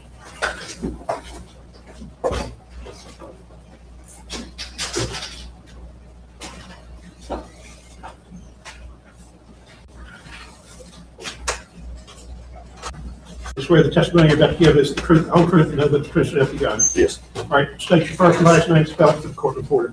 Chris Swift, Chris Swift. Good afternoon, Chris. Good afternoon. I want to talk to you first about your past a little bit. You have a couple of felons over the years, right? Yes, sir. What have you pled guilty to over the years? I've got a forgery. I've got a third-degree rape, attempted spousal rape, and aggravated assault. In those Your cases, voice is kind of trailing off. Can you speak up, please? Yes, sir. if you can speak right now back here, then it should be okay. Third-degree rape. Sir, I can't hear you over my iPad. I'm going to need you to speak up there at the mic, son. Forgery, attempted spousal rape, and aggravated assault. And you're currently on the SOR, sex offender registry, and probation, is that correct? Correct. Well, what are you doing now? What's Uh, your life like? Well, now I'm a foreman at Jones Brothers Contractor. I'm sorry, can you speak up just a little bit? Maybe you can use the microphone. There you go. Working at for Jones Brothers. Jones Brothers? Yeah. What is that? What do you do there? With heavy excavation construction work. Okay. And did you say you were a foreman with them now? Yes, sir. Okay. I want to take you back to a couple of years ago. This is 2016, right? Were you in jail in 2016? Yes, sir. What jail were you in? Williamson County. And were you serving some time for that last offense that you had? Yes, sir. Okay. Did you at some point meet Zach Adams? Yes, sir. Speak up just a little bit. Yes, sir. Do you see Zach Adams during court? Yes. Okay, if you could point him out and describe what he's wearing. Right there, the orange tie. All right, for the record, the defendant. How did you get to know Zach in the jail? We just got to talking every day and kind of struck up friendship. How did that work? When you say talking every day, are you guys talking like over lunch or is it, how does it work exactly? No, we was talking on recreation whenever we come out. We were locked down 23 hours a day. You come out, it's solitary confinement. We was out an hour a day. And whenever I'd come out, I'd go down, talk to him. Whenever he'd come out, he'd come over and talk to me.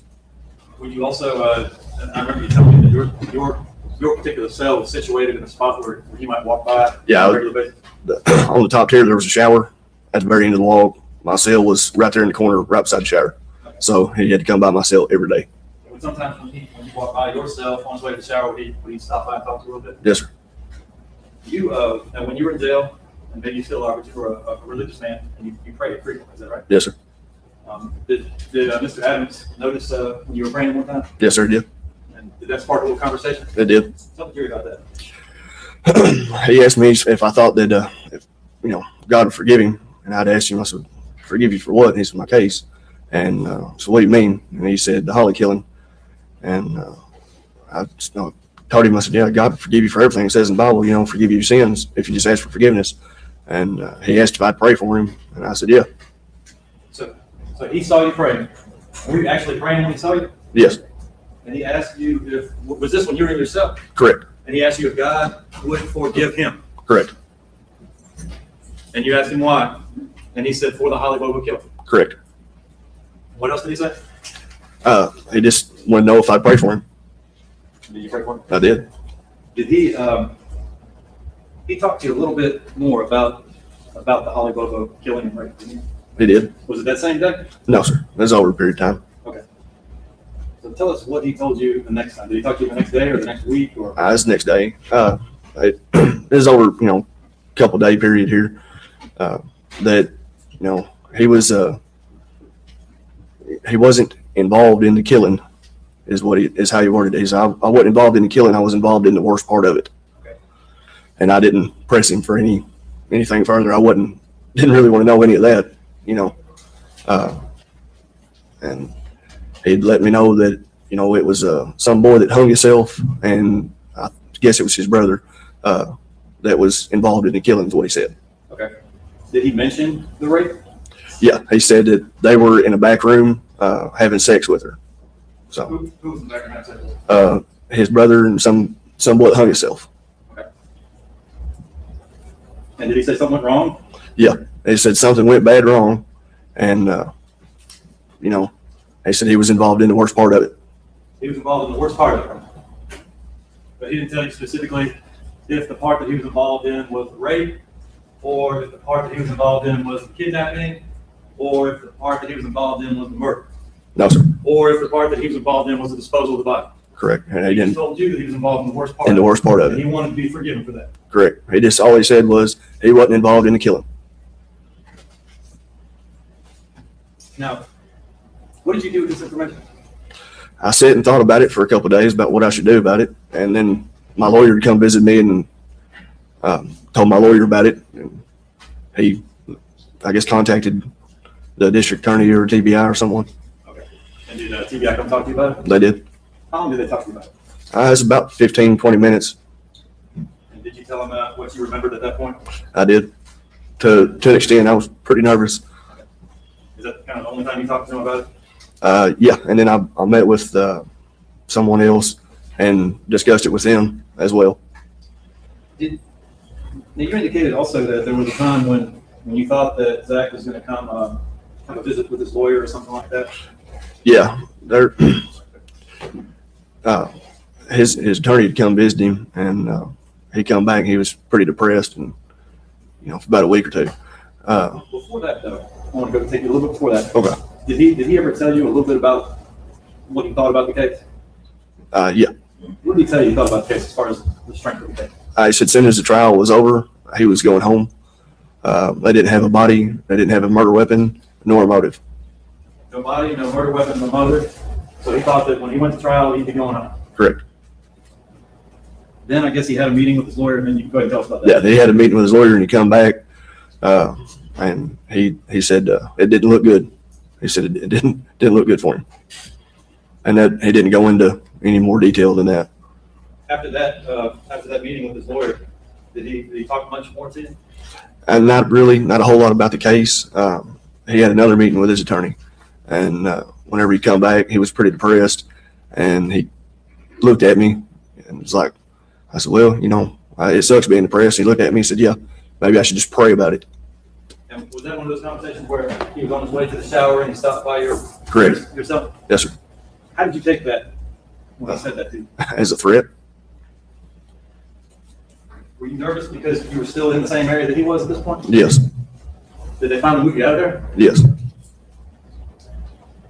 Now at this point, let me ask you this, Chris. When you first went to DBI, when you first told everybody what happened, why did you tell them what happened? Seemed like the right thing to do. You ask him for anything for your testimony here today? No, sir. Did you get anything from your testimony here today? No, sir. I missed a day's worth of work. And you, in fact, when this all first began to happen, your deal, whatever it was that you got for the crimes that you committed, was already set. Correct. And it didn't change it, did it? No, sir. So you served whatever time you're supposed to serve, right? Yes, sir. And you got out of jail on the probation, correct? Yes, sir. Did Zach Adams contact you subsequent to that? Yes, sir. He'd called me from another inmate's PIN number and was just, asking how I was doing, how I felt being out.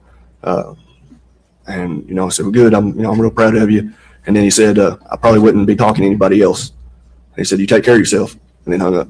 Okay. I probably wouldn't be talking to anybody else. Now, based on what you knew about Zach Adams, what you learned about him, spending time in prison with him or jail, did you take that as a threat? Yeah.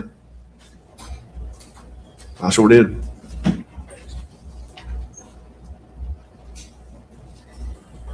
Did he ever mention to you, and I'm going before that last conversation, the phone call you just mentioned, where he said I probably wouldn't be telling anybody else if I were you. Did he ever mention to you what kind of sentence he might get? Yeah, he said he was going to get the death penalty.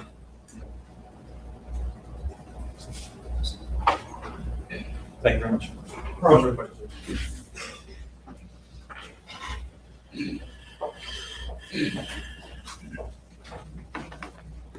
Mr. Swift, I'm Jennifer Thompson. So the first time you spoke with the police, it was on October the 17th, 2016. Is that correct? I believe so, yes. And up until shortly before that time, you said Mr. Adams was going around kind of bragging, saying no body, they don't have a body, and without a body and no motive, they'll never get a conviction. I never said he was bragging about it, no ma'am. Okay, so he was just telling you, though, that there was no murder weapon, no body, and they wouldn't get a conviction. Right. Okay. And you indicated that it was sometime shortly before you spoke with the police that his attorney came to see him and he got depressed? Yes. Okay. And at that time, he said that he would probably be going to death row? He said he was going to the road, yes. And you have television there in that jail, don't you? A little bit. Okay. But we don't get to pick the channels we watch. We right. Don't, yeah. There's actually another pod that picks the channels you watch, isn't that right? I wasn't sure on how all that went. Okay. But you remember meeting with my investigators that came to see you? We had two women that came out to talk with you. No one ever came out and talked with me. Okay. Did they talk to you on the telephone? Yes. Okay. But you remember talking with an investigator from the defense team? Yes. I'd returned the call. They left a note on my door and said that they would like for me to call them back. And do you remember telling them that you didn't think that Zach had actually committed the crime? I do. And that you didn't think... All right. So wait, they did come to visit you because they left a note on your door. I mean, ultimately, you talked to them on the phone. Shitty little things like that. I don't know, man. This case sucks. He was capable of it, I remember that. and that was accurate. That was honest, what you told them, right? Right. From what I was told by him, that he didn't have anything to do with the killing. That's what I told the investigators. And when people are in jail, they do tend to brag a lot, don't they? Some do and some don't. Usually ones that are bragging, you know, they're just trying to show off. But the ones that are quiet and don't really talk about it a lot, they just talk about it a little. Those are usually ones that you got to watch out for. But that's just a generalization on your part, right? Yes. Can have a minute. No further questions, Your Honor. Anything else? Just a couple of them. All right. Now, when you talked to their investigator, you told them you didn't think he did it? Correct. What do you mean by that exactly? They asked me about the conversation that was had and between, you know, Zach and I, conversations that we'd had, and they said, well, do you think he done it? And I said, well, you know, according to what he said, no, I don't think he done it. And what little time I knew him, he didn't seem like he'd be capable of doing something like that. According to what he said, which was, he told me he was involved in the Holly Bobo case. He said he was involved in the worst part of it, but you don't know. You've already testified you didn't know what that was. Right. And then he said his brother and the guy that hung himself, you don't know Shane Austin, do you? No, sir. Was involved in a rape, and they had sex with her. He said something went wrong, and he and his brother, the guy that hung himself, killed her, right? Now, Zach didn't say that he and his brother killed her. He just said he had to help his brother. Something went bad wrong. Okay. No. But he knew everything about the case. Yes, I guess. He didn't tell me everything, but I'm assuming he knows, you know, what went on. Okay. But it sounded like was he trying to minimize his involvement when he talked to you? I mean, that's a good possibility, yeah. And when he told you not to talk to anybody, you still took that as a threat, right? Oh, yeah. So you were concerned enough about him to feel threatened by that conversation after you left the jail, right? Yeah. That's pretty good. No, Your Honor. All right. That down, before you go, do not discuss your testimony. Call your next. Your Honor, ladies and gentlemen of the jury, on behalf of the prosecution, we rest our case in chief. Okay. When they say we rest our case in chief, that simply means they finished their proof and their case in chief. Wow. As I told you at the outset, they have the burden of proof. The defendant is not required to prove his innocence or prove anything, but they can present such proof as they wish or desire. We're going to take a 15-minute recess at this point, and we'll continue.